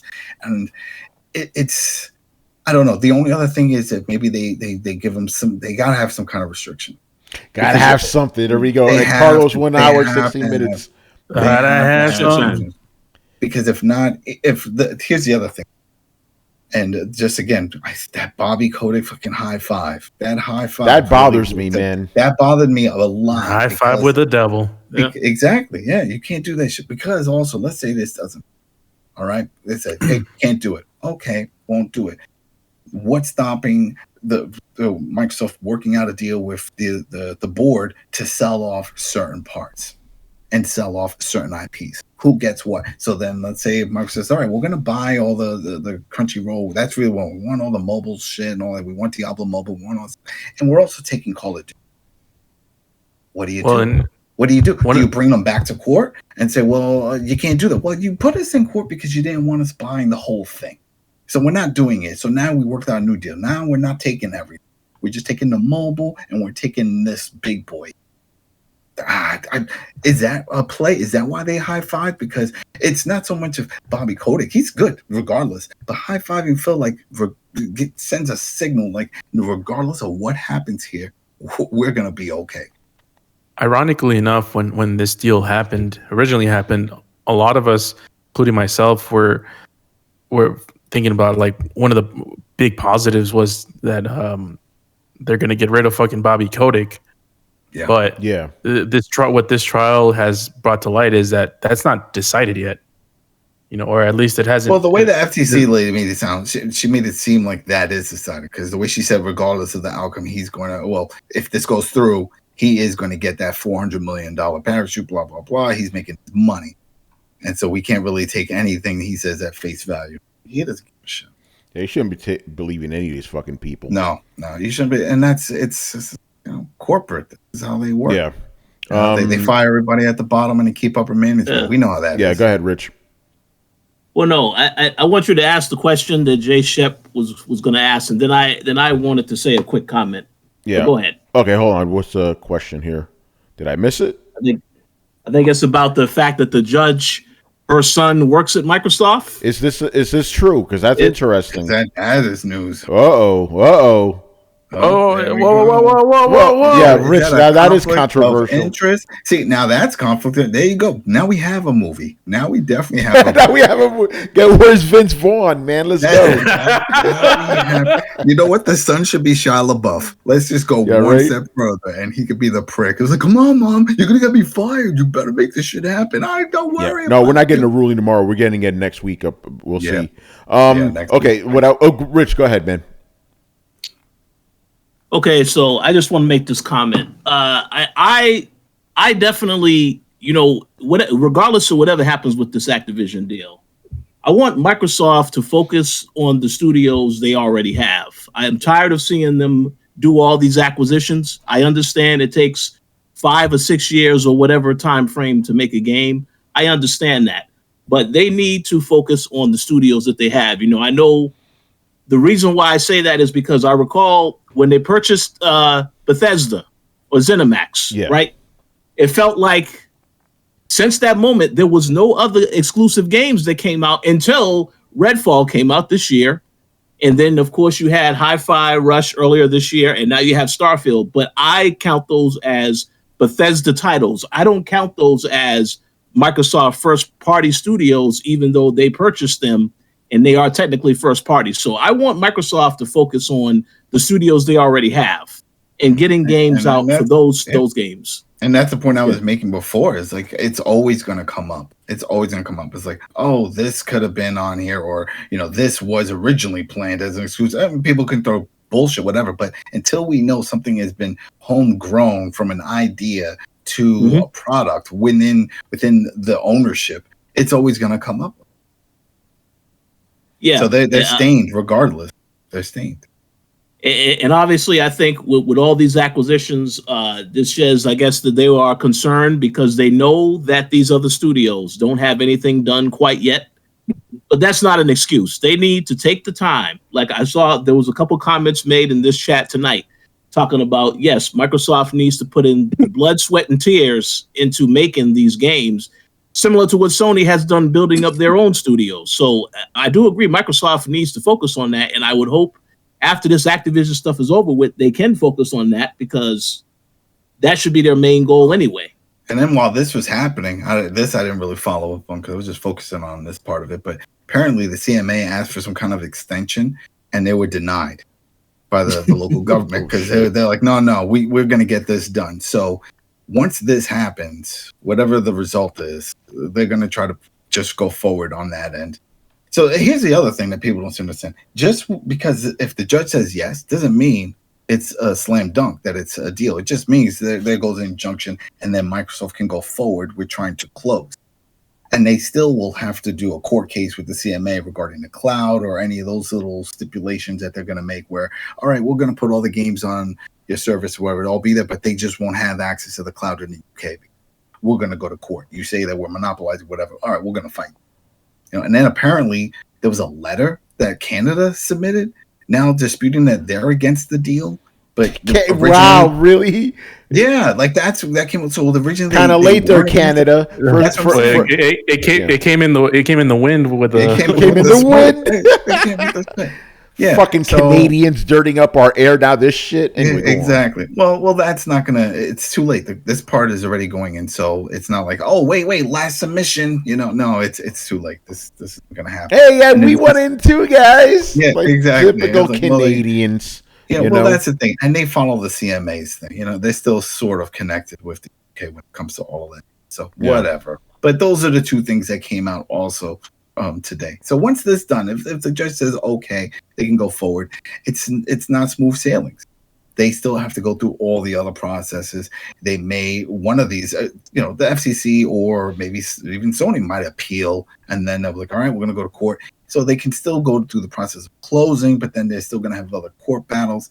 It's a lot. And the same thing on the other end. Microsoft could appeal if they decide to, but that will throw them over the date of closing, which means they're going to get hit with that fine if that still holds up.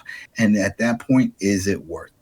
Because I get it. They put a lot into it. You had all the big hitters show up in this court case. You put a lot of money into it. Do you back out? And I think they would. That would look wild, man. But it would. It would. But I mean, how long do you go with? You know what I mean? Because once you do the appeal, then it becomes a normal case, and it's like, all right, well, we'll see you in court in November. It's like, that's right. Yeah, there's like, no. That's the whole reason. Yeah, I still maintain. Again, I said this before the show started. Like, when I saw that image of Nadella getting out the car, I just had this thought that he was like, Phil, what the fuck, man? I had you running Xbox. Now you got me, taking time out of my day for this shit. What the fuck?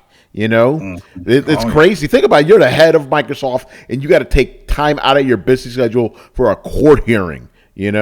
That shit is nuts, man. It is nuts. It was big. It was big in the room, and from all the transcripts, it was seen as a big, because it's like, wow, he's here for this. Yeah. He didn't send a video like Jim Ryan and Jim Ryan. Your mom said, "Fuck that." I'm not gonna do accent man with the accent. He's like, "Fuck that." You guys did a video, exactly. Yeah, and that's not a good look. It's not. It's not a good look. If anything, if you really care, just show up in a nice suit and be like, hey, I'll answer any of your questions face to face. I'll look you right in the eye. Do something like that. But whatever, he didn't, and it didn't happen. And maybe that was the other play. They were like, you know what? We want to look good. All you guys have to be here. And they were all there. All the other honchos, even with the dirty emails that what's his name? The guy who also deals with the studios. I'm blanking on his name, but you know what I'm talking about. Booty? Booty, yeah. Even he showed up and it was on the stand. Out of all people, that motherfucker was the dirtiest of them all with the shit he said. And he still took the punches. He got on the stand and was like, go ahead, throw him. And it's like, oh fuck, I don't know if I would have did that. I would have pulled a Jim Ryan and be like, you know what, I'm gonna be in Europe. Here, I'll do a little interview. I'll say some shit because that's a lot. That's a lot. All right, I want to go through some of the bochinche that came out of this court because there's a lot of shit that came out of it.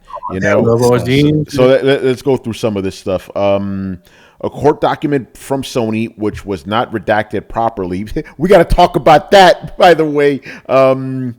Revealed that the PlayStation Call of Duty deal expires in 2024, but it does not include Call of Duty 2024. So basically, this year's Call of Duty is the last Call of Duty coming out to PlayStation. It ends this year. Sony's partnership apparently ends with Call of Duty 2023. That's pretty nuts because we were kind of led to believe it was going to be a little bit longer. Well, that goes in with Jim Ryan's email, which is they guarantee that it'll always be a Call of Duty on. All right, so we shouldn't stress about that deal, but I guess he wasn't sure that they didn't expect them to throw a 5-year deal. Yeah, so that's pretty interesting. Let's see what else here. Bobby Kotick told the FTC lawyer he learned about Microsoft's Call of Duty on Nintendo Switch deal in the news. That's fucking nuts. You imagine that? Like this, because that's a big deal, right? And he just learned about it in the news. He doesn't even know the contract. We talked about that. Microsoft didn't consult with Activision developers at all. And they haven't even bought them at this point, No. And they hadn't even bought them, and they were just like, they're making kind of these unilateral decisions.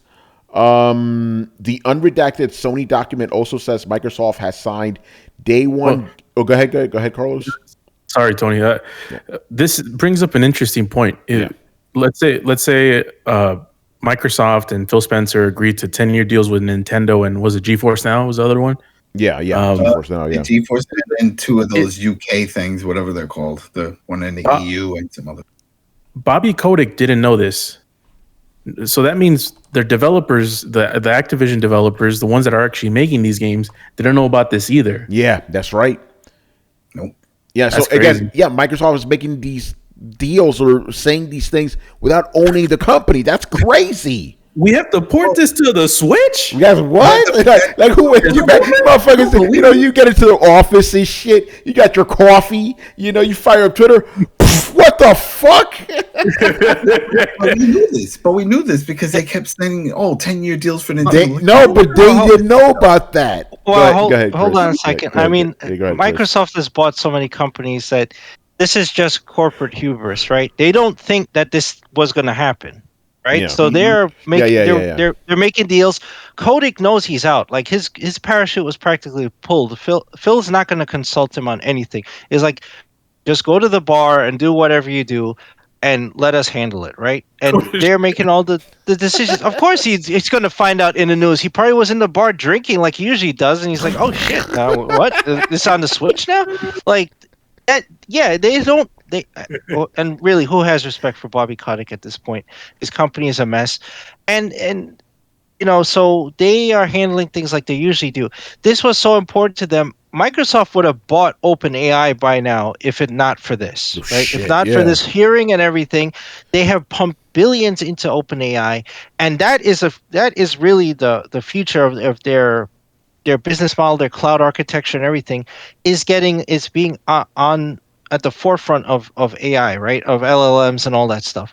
They want to buy that company. They have not bought that company because they were trying to keep their nose clean for this shit. Right, so if they lose this shit, that'd be ridiculous. Like, that they have jammed themselves up to try to get Activision. Yeah, I'm glad you bring that up because that's the other thing I was thinking about. It's like Nadella's getting out of that car. It's like, Phil, I need to be buying OpenAI. What the fuck is this shit? Yeah, exactly. Yeah. By the way, it made off on a little bit of a tangent here.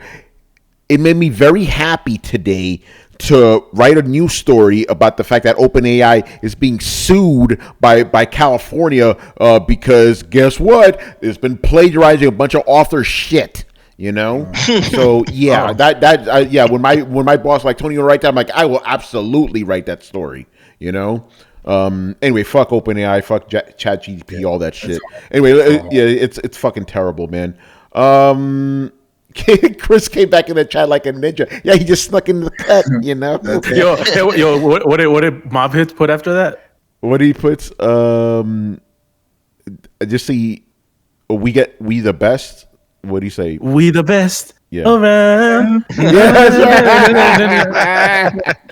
All right, I want to move on to this next statement here. The unredacted Sony document also says Microsoft has signed day one Xbox Game Pass deals for games that block that same game on releasing on competing subscription services. Isn't that funny? Because Microsoft was saying, "Oh, they're blocking access to games. They're fucking doing it too."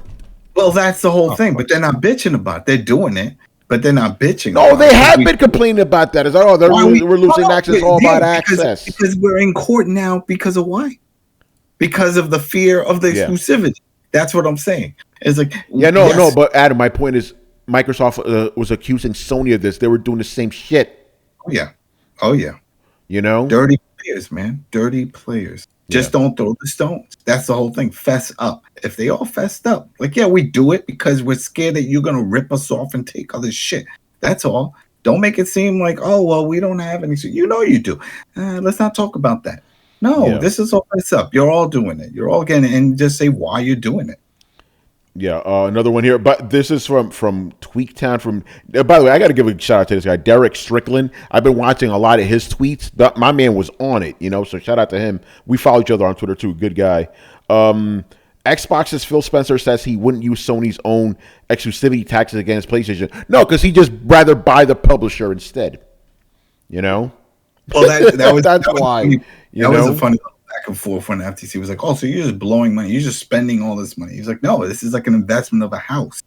You know, when you buy a house, you don't just sit on it. You fix it up, you build it up, you know, and you make it look nice. So it's the same thing. It's like, why rent when you can just buy? Yeah. So instead of paying you can't be you can't be out here talking about how you're the good guy when you're fucking shady as fuck. I don't think he's saying that he's a good guy. I think he's just the more presentable guy. He's the one going on kind of funny. He is the one that's he is more presentable, but like you guys said, cutthroat, man. You know? Exactly.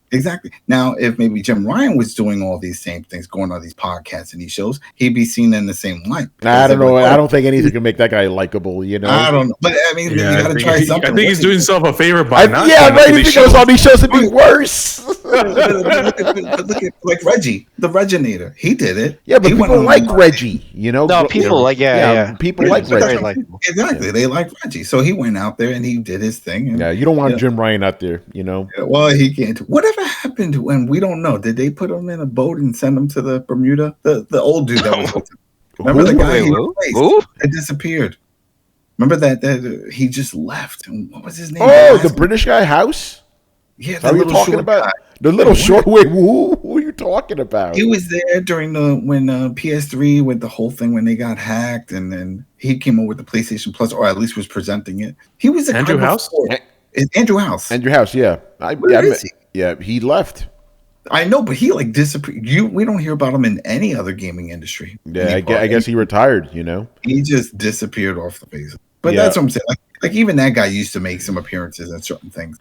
Yeah, but it's not you know that the British the Britishness is not what hurts Jim Ryan. He's just an ass. And just so people understand, it's like when I called Phil Uncle Phil, it's because I don't think he's family. I think it's because we all have somebody that's like an Uncle Phil, like that name. It's not that he looks. I call him that because of Fresh Prince. You know, Uncle Phil. Oh, I call him just because it was funny. It rhymed. It was like, oh, little Uncle Phil. Yeah, I call him Uncle Phil literally because of Fresh Prince. You know.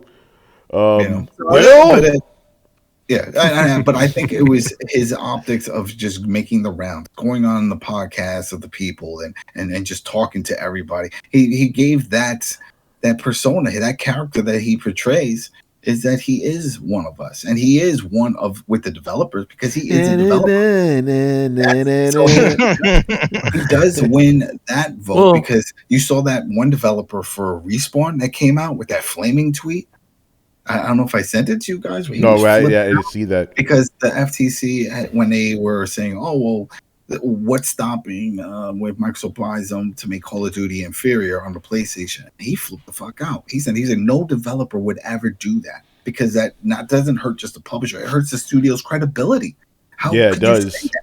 It's like we would never do that. And well, I guess inferior can be so provided in different ways. Like it could be a gimped game, or it could be a game that doesn't have certain features, or it can be has late map packs. What's one thing we already know? All these games are inferior. They're all broken at launch. So then we're always going to hear this if this happens. Oh, look, it's got Ironically, coming from a guy from Respawn that released a broken Jedi Survivor on the PC. Yeah, he's from Jedi Survivor. All right, I'll send you the tweet. Snapshot. Yeah. By the way, I just realized something crazy off topic because I was thinking, because we're talking about Phil Spencer. We talked about Reggie Fils-Aimé. I was like, oh yeah, I met Reggie Fils-Aimé. Yeah, I met Phil Spencer. Oh shit, I met him on the same night this year. when I did the New York Video Game Critics Circle Awards, I was like, oh shit, I met both those guys, and they're both cool as fuck. You know, I didn't get a picture with Reggie. Well, not me. Like, they did post a picture, so I'm there with Reggie. But I did tweet a picture of me and my homie George Jimenez with Phil Spencer. Good guy, Anyway, again, more stuff out of this trial here. Bobby Kotick says he is not in favor of multi-game subscription services like Game Pass. Ain't that something? Well, we definitely, because they never put any of the Call of Duties on there. And now it's the thing. Even now. If you look at sales, we have the summer sale going on. How much are all these Call of Duties? They're still $19. They never drop lower than that. That's interesting. Not even the old ones have been in Game Pass. No. He doesn't believe in that shit. And that's why that came up in court too. It's like, if this deal doesn't happen, would you still put it on? He's like, no, I'm not putting it on. What about the Switch? Well, maybe we'll make something for that, but that's never our mainstay, because remember, they're always pushing about how powerful your computer has to be, or your console. Remember, next gen and this and that, and how big the games are. Can you imagine fitting a 250 gig game, on the Switch? Those games are ridiculously fucking huge. Yeah, they're so inflated. At least 200 gigs. Yeah, just about that. So Bobby Kotick says he has seen the impact subscription services have had for media companies, having a negative financial impact for most of them. He says he doesn't want to put games into subscription services or Game Pass.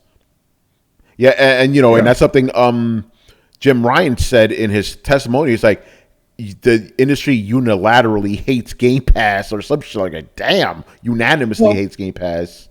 It's a catch-22 with everything, and we talked about this. This Game Pass model is the Spotify model, and the people who are familiar with the Spotify model is that certain artists get a large sum up front for a certain amount of listens, and if they surpass that, then they get a bonus. But that's only for the top tier. The lower guys don't get that.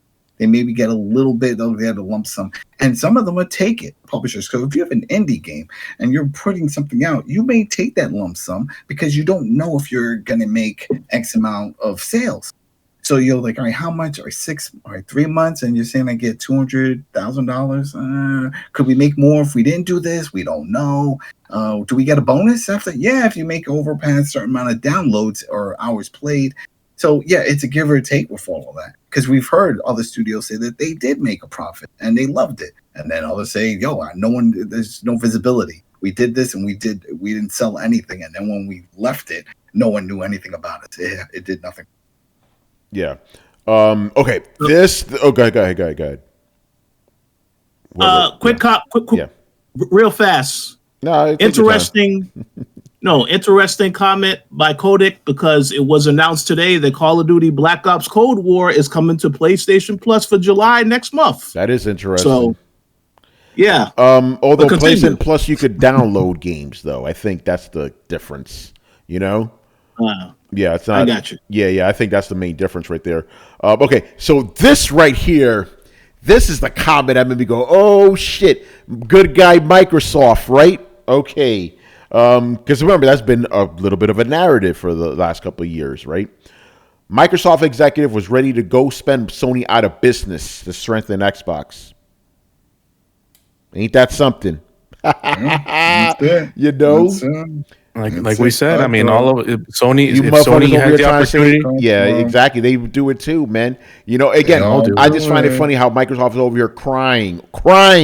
Oh yeah, so they beating us. Look at mommy. Look what they did to me. You know. Meanwhile, they're over here like, yo, just kill these motherfuckers. Well, they're doing it because they're in court. I mean, why do people go in court all of a sudden need a wheelchair and a cane and shit? Yeah, right. What are you doing? They want the sympathy play. Like, fuck So Phil Spencer had the neck thing on. Yeah, The neck brace. they're like, what happened? Like fucking Weinstein. Remember when he came to court? He had to like, what the fuck is this, man? Shit, I mean, that was the same thing with Bill Cosby. They said all the people are blind. That shit, remember? That shit made him blind. I mean, it's just... Yeah, they all want the sympathy. We cracked jokes about that before, where they were like, "Oh, downplaying now everything." One minute they're like, "Oh, we're doing great numbers." Next minute, we only sold 4 Game Pass subscriptions last month. Could you imagine that Phil Spencer shows up with a neck brace and shit? What happened? I caught whiplash from all the testimonies. It was too much. My head, it's like I couldn't believe all the shit that we're saying about us. Oh my god. Okay, we talked about Bethesda being blindsided. We talked about Microsoft trying to buy Sega and Bungie, right? Yeah, we talked about that. Hold on, I don't want to skip this. Sony. You know what they didn't put on there? What's up? They also tried to buy Tetris and the Tetris company. That's crazy. And that came out during the Tetris movie when they were talking about when they were franchising, we were bringing things out to. And they said, yeah, we had big companies try to buy us. You know, when they brought up Microsoft as one of them. Yo, this is funny. Okay, so Jim Ryan, I talked to all the publishers, he talked to all of them, you know? I talked to all the publishers, and they unanimously do not like Game Pass because it is value destructive. Well, then that doesn't explain why they put their first-party ones on there. Ubisoft did Extraction and a few other ones on there. I don't buy that. They don't have to do it. Money, man. Exactly, but that's what I'm saying. It's money. It's all money. So I don't buy when he's like, oh, they say it's destructive. Then why are you taking the money? Then you don't take the money. You say, you know what? You're hurting me. No matter how much money you give me, it's not going to hurt. Yep. It's not going to benefit. That's why I call BS. Yeah, the Game Pass business model appears to have some challenges, and Microsoft appears to be losing a lot of money on it. That's what Phil Spencer said. Yeah, probably. I don't know. Probably. So and that goes why I can see it too. I can see it too. They're like, so how are you going to fix this? That's why we're in court. We're trying to buy these motherfuckers so we can put more games on it and people can follow us up. Thanks. It's like, well, that's the whole point, right? It probably is bombing. I mean, think about it. All their first parties are turning into hot garbage. Yeah, they're not hitting any bangers. So what are you playing on that? You're really focusing on your older games that you never bought, or you're too lazy to dig up on the physical form, and you're like, I'll just download it. It's right here. Yeah. Okay. Here's a couple of Jim Ryan extracts. I don't regarding Starfield being exclusive. I don't like it, but I don't view it as anti-competitive, which makes sense because you buy exclusives too. So you can't be saying that value destructive. We talked about that. We talked about Phil Spencer's email that kind of set Ryan off, right? Yeah, that was the whole thing about saying that the years, and that's not what he was under impression. Yeah. Life. Jim Ryan expected Redfall and Starfield on PlayStation prior to ZeniMax acquisition. That's interesting. Go ahead, Radam. No, I was gonna say, well, did Red which would definitely did that do well on PlayStation? Because it definitely didn't move the needle on Xbox. I don't know. Was it a big seller? No, not really, because nobody really even on PlayStation, people didn't like the game that much. I'm one of the few outliers that liked the game, but most people didn't. Yeah, my business, but Jimbo Baggins. Jimbo Baggins, fucking crazy. See, there you go, Uncle Phil and Jimbo Baggins. We'll go with that. Jimbo I like Jimbo Baggins. Ryan said Activision acquisition is not an exclusivity play. What kind of play is it then?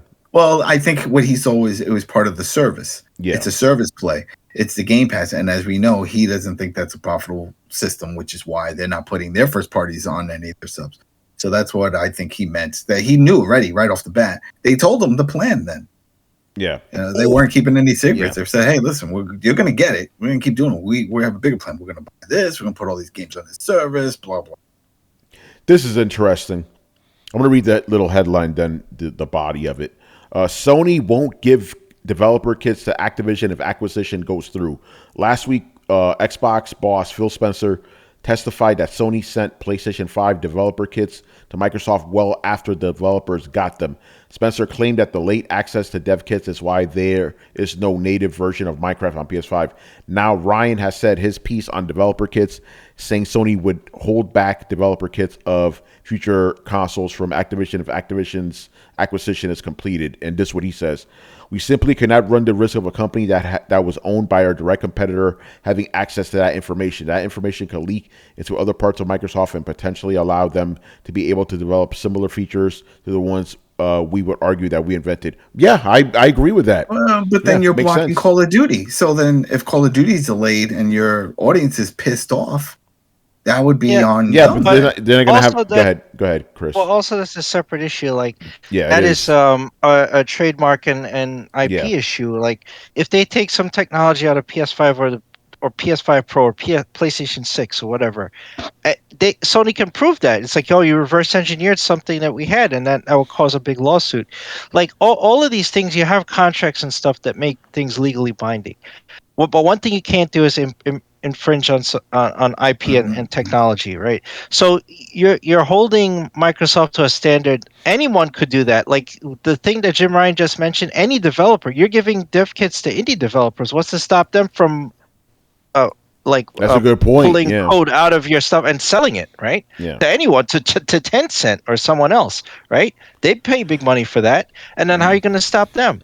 So that holding them to that standard is ridiculous, because you could pull them into court just like you are now with this stuff and sue them under infringement. So that doesn't make sense to me.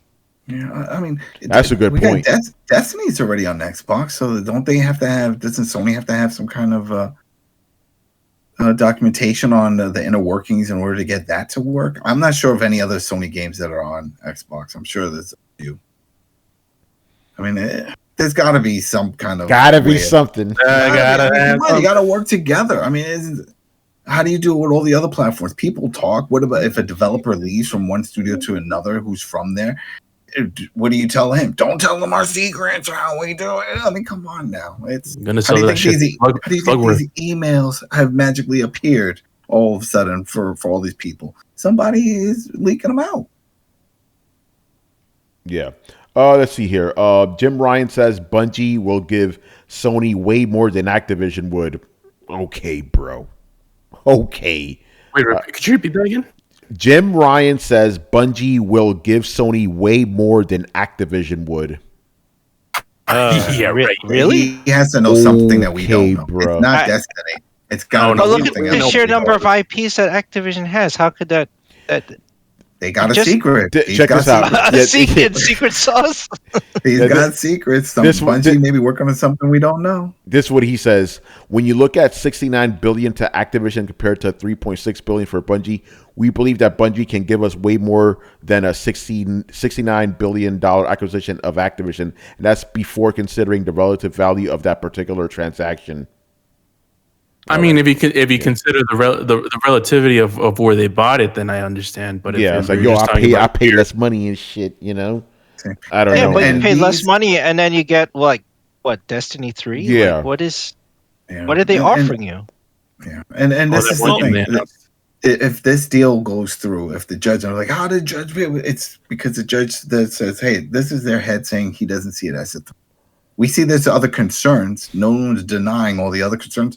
But this legit threat, which is the argument of the FTC about Call of Duty destroying Sony if it's no longer on there, clearly doesn't hold up. And that's what this argument is about.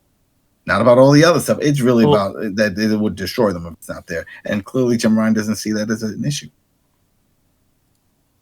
Yeah. Ryan is non-committal about future impact of cloud gaming. He goes, cloud technology will become a meaningful component of how gamers access games between 2025 and 2035. Okay, so not me. Yeah, I don't. Well, I debate him on that, because it's not the issue of games on the cloud. It's trust. Look at Stadia. Stadia is demolished now. Yeah, and they tried this model. They had a terrible model. You didn't own anything. Everything's on the cloud. You can't download anything. And then your your experience just depends on how good your internet is and how many hops away are you from the data center. And that's not a good experience. We're way far away from having infrastructure to make cloud gaming ubiquitous like that. So I think he's wrong. And then remember, they were doing that fiber to the home. They're still doing it, Google Fiber. And I guess they were hoping that would just be everywhere, and they could try to convince people, maybe work out deals to have Stadia and that service. So then that way they definitely know the type of bandwidth they're getting to provide for the streaming games. But there's too many other factors to play that's out of your control in that space. That's why I don't think it'll ever happen. There's no other safer way than a physical disc or just downloading a copy on your PC or console as opposed to playing on a cloud, because at least you know where it is. You don't have to worry, damn, my internet went down, now I can't play shit. Well, you got it installed. Yeah, exactly. Yeah.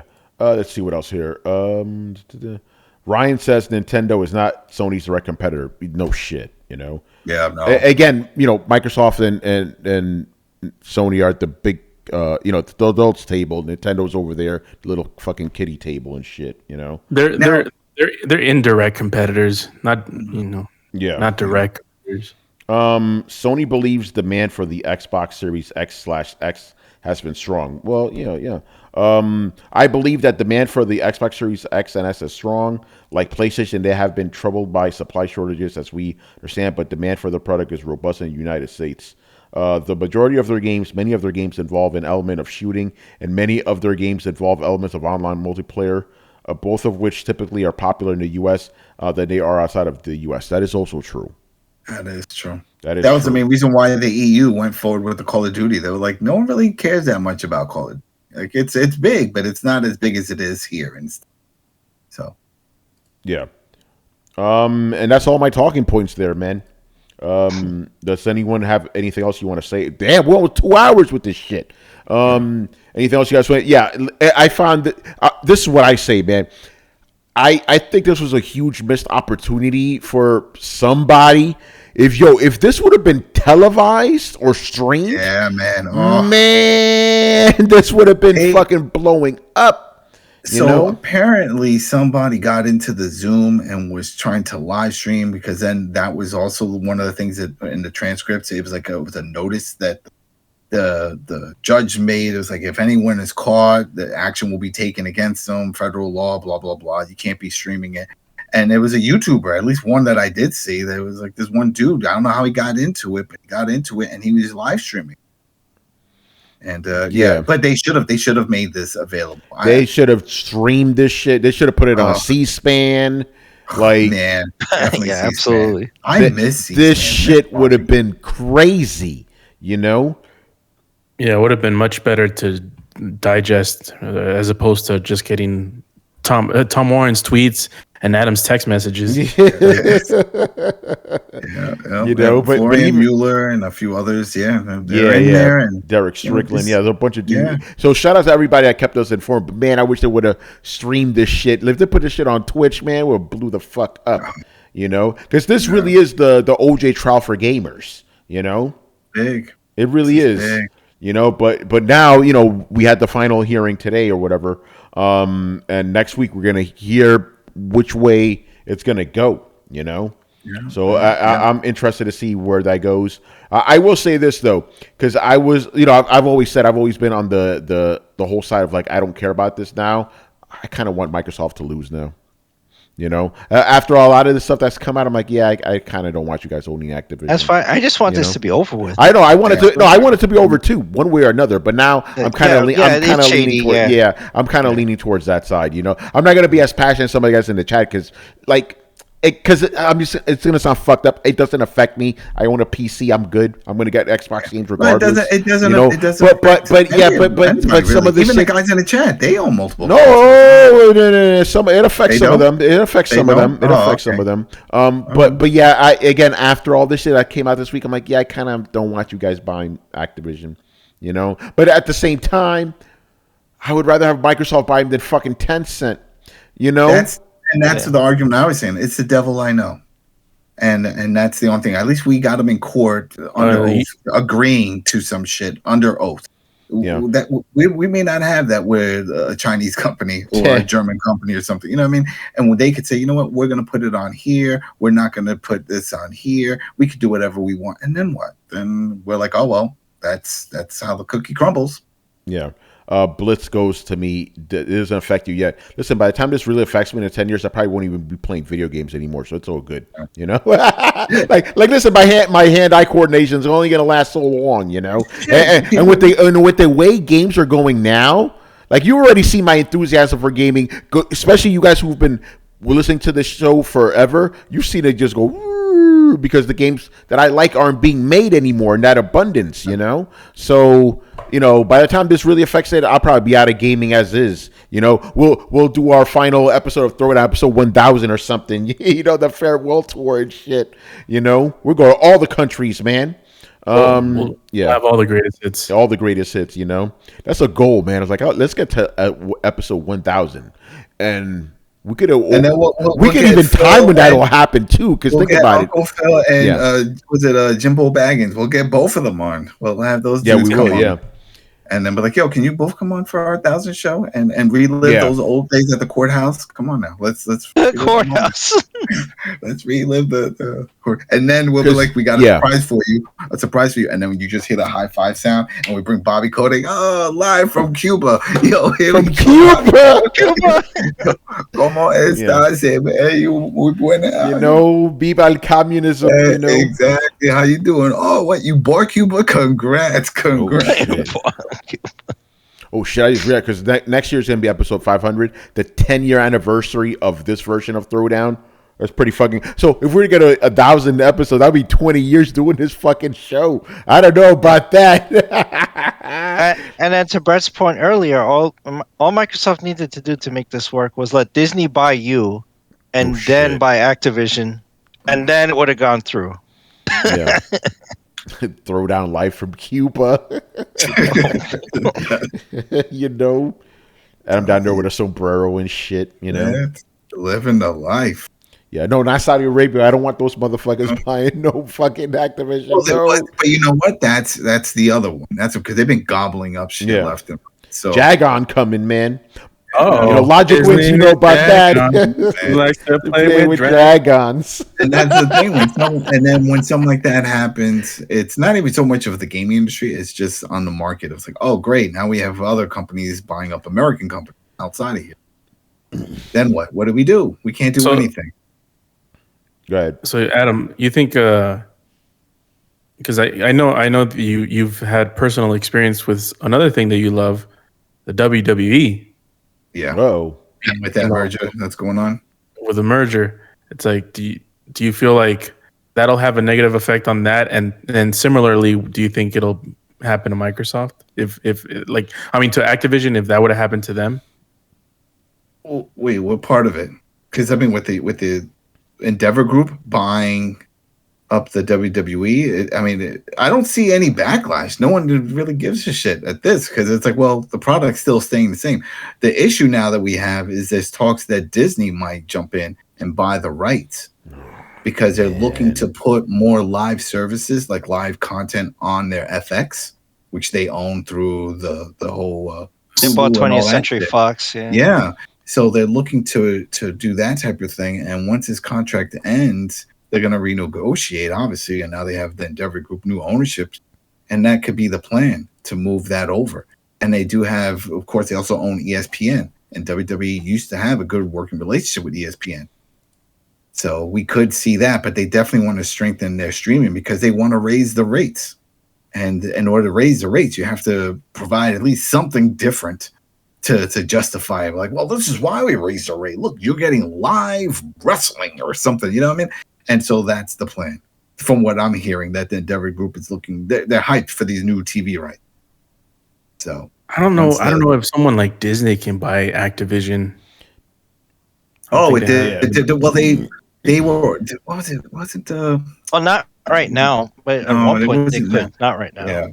Yeah. No, they wanted to get out of all of gaming. Remember? Yeah. When they Disney Infinity, they sold all.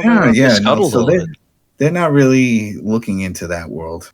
They focus more on just the content of Marvel when they bought that and all that stuff. It seems to be working. You know who could potentially be a huge player in all of this? It's fucking Nvidia. Nvidia is fucking like relative to how they were like a couple of years ago. They're fucking blew the fuck up. I wouldn't be against Nvidia because at least it's a gaming company, you know. Yeah. Nvidia. See, there you go. I'll go with that. I mean, Tencent is a gaming company too, but they're fucking communists. So no, I don't trust. Yeah, exactly. I don't want that. And that's the thing. That's it. People are like, oh well, I don't want. I was like, well, who else do we have? And if we had another company, or if that was even brought up in court, which it wasn't, the only one that was suggested was Tencent, but there was no one else. It wasn't like, oh well, we know Apple would be willing to do this for the right price, work out a new deal. No, we didn't hear that. That's it. We know that they just all passed on it for this ridiculous amount. And when you hear it in court, it sounds like that was actually a bargain because they were talking about the estimate is over 200 something when you think of all the microtransactions that Candy Crush and all these other services make. Then they actually got a deal to get it at like this close to 70 billion. Mm-hmm. So I think it's just a lot of work. It's a lot of work. It's a lot of developers, a lot of moving parts. Who wants to get into that space unless you're familiar with it? And love it or hate it, Microsoft is familiar with it on the software side and know how to do shit. And yeah, I mean, it's like I said, it's the devil we know. We know them. We don't know the strangers that would come in. If not, then the worst case scenario, we get another THQ situation and they just start selling shit off. I will say this though, like that devil you know thing, it can work both ways because I know a lot of people that don't like this deal because they don't like Microsoft's track record with purchasing other studios. Yeah. Skype. Remember when they purchased Skype? That was a shitty deal. And Mixer, that was garbage. What was it called before? It was called Buzz or something. No, they changed it to Beam. Yeah. Wait, was it Beam before or after? It was before. It was before. And then they changed it to Mixer. Yeah, I mean, they've tried a bunch. They've tried a bunch of different things, and it didn't work. That's why I was saying, I was like, this is the most consistent thing out of Office I've seen them do, where they're just sticking with it. They're like, with this gaming shit, we're going to do it. Well, you kind of fucking up on it. We don't care. You got Red Ring or Death. That shit. We can fix it. Pay it. We'll give everybody new fucking console. They were in it for the long haul. And that's by the way, yeah. Speaking of Microsoft, my cousin came over and he went to go. We went to Best Buy. Yeah, he went to Best Buy and we started seeing those Surface tablets. He bought one and we were setting it up. Those things are pretty legit, man. The new one, the Pro Surface, Pro. Yeah, it's a good tablet. Yeah, I reviewed last year's model and the model before that. It's good stuff. Did you boot up? Does that have the touch screen? The second touch screen. It's basically a tablet. But it came with the case and everything, right, Carlos? Because you had to buy it separately. It was a case and a stylus. Yeah, that thing's flimsy as fuck though to type on. But go ahead. But yeah, it's pretty. That Surface Pro is pretty legit, and like going back to my talking points from forever now, releasing an Xbox Surface would not be a bad idea, especially if you're doing Game Pass. Yeah. But you can't play Game Pass games on the Surface if you want. So that was the thing when they showed. There was one that they showed where it was, and maybe it was just a case. Adam didn't forget the Zune mob hits. He still has it. I still have it. I have two of them, and that's right next to me. I still have my Halo Zune. Doesn't work though. It was like it was a touchpad. It projects the image of a 360 or of an Xbox controller, and then you tap on it like with your fingers, and like you're typing, but you're doing a controller and you're doing it on the screen. It was some kind of add-on, I guess. It was part of the case. But it's for the Surface because they were trying to say, hey, get this, and you could play all these games and be productive at work. But I was like, I don't think anyone's doing that. I don't see people running around buying it because if they did, that would be a good idea. No, and then we got the ROG. No one here has picked one up, right? No one's picked up an ROG. No. Yeah. I got a Steam Deck. I'm good. Yeah, I don't. Yeah, I mean, the only person that played is you, though. What? Adam, since this is the most important question of the night. The Steam sales are live right now, and there's a particular thing that's on sale that you love. which I probably have it if I love it. The Steam Deck itself, Hugo, it's on sale. Are you gonna get a second one? Get one. Everyone wants to know. I'm waiting for the announcement for the holiday when they announce the update, the refresh. It's not a new one, but it's a refresh, and that's something that they had hinted that they are open to refresh. Not making a new one anytime soon, but just a refresh, meaning could be a better screen, could be a little bigger screen, could be a little more memory, a little more power. I'm looking forward to that, and I have a feeling that if they drop that, it would be around holiday. So that's it. But I have been telling and hyping it, and people want to say, "Oh, you're a fanboy." I am a Steam Boy fanboy. I love that thing because it does everything. It brings all my favorite worlds together. You know, I get my PlayStation exclusives on there. You know, I just finished reviewing The Last of Us on there, finally verified. Playable, it's good. Love it. Got my Xbox games that are on there already. Got all my emulators on it. Got my Twitch games that magically just popped up on it. Don't know how that happened. I got all this stuff on my Steam Deck. It's fantastic. I love it. I spend more time on that thing than any of my consoles. You know, and it's just great. It makes me so happy. Just thinking about it, I'm about to cry. Yeah. All right, man. Let's start wrapping things up here. Another good show. Rich, I want to thank you for hanging out with us, man, sharing your thoughts on the craziness of Microsoft and all that. Hey, thanks for having me. Always a good, fun conversation. Yes, definitely. And let people know where they can find you and, you know, what's going on with the coalition and all that. Okay, so you can find me on Twitter. My Twitter handle, Rich Bailey Jr. There's a lot of stuff happening at the coalition. Obviously, you know, Adam and Carlos and I, we do have the I Am Negan podcast, which we will be recording the next episode this upcoming weekend. But as for the coalition, Dead City. There you go. Yeah. As for the coalition gaming, if you are checking out the YouTube channel, I definitely would like to tell you to definitely stay tuned because there's a lot of stuff that is in the works. There's quite a bit of games that I am playing that I can't really talk about that I will be covering on the channel as well. Always. There's a lot of stuff coming, you know. So I would definitely encourage you to stay tuned to the website, stay tuned to the channel if you're interested in gaming. Because and the last thing I will mention, I think this was an excellent conversation. I know that there are a lot of different opinions on this court case, but just to let me say this so that you know where I stand, I don't give a damn about this case because I have already seen games that are coming out later this year. This is an excellent year for video games in general, so I am too busy playing too many games to care about what's happening with any of this legal stuff. And I am not a lawyer, so it is what it is. But hey, let's see what happens. Rich is like, I'm not a lawyer. I only play one on TV. I know. Rich, I know a website for $50. We can make you a lawyer. There's a certificate they send. What, LegalZoom? That's right. Yeah, they make you a lawyer. Oh man. All right, yeah, I'm Negan. You already know, Adam, if you want to plug that. Yeah, I am Negan. People into Walking Dead. I know a lot of people are not really into Walking Dead, but we got other shows. That's the thing. We're covering Dead City right now. That's a spinoff. It's actually pretty good. And then we got a few more that are coming down the pipeline, which is also fun. And of course, the Coalition, bunch of stuff. I just did the review for the AEW Fight Forever. That was kind of fun. You know, it's arcadey.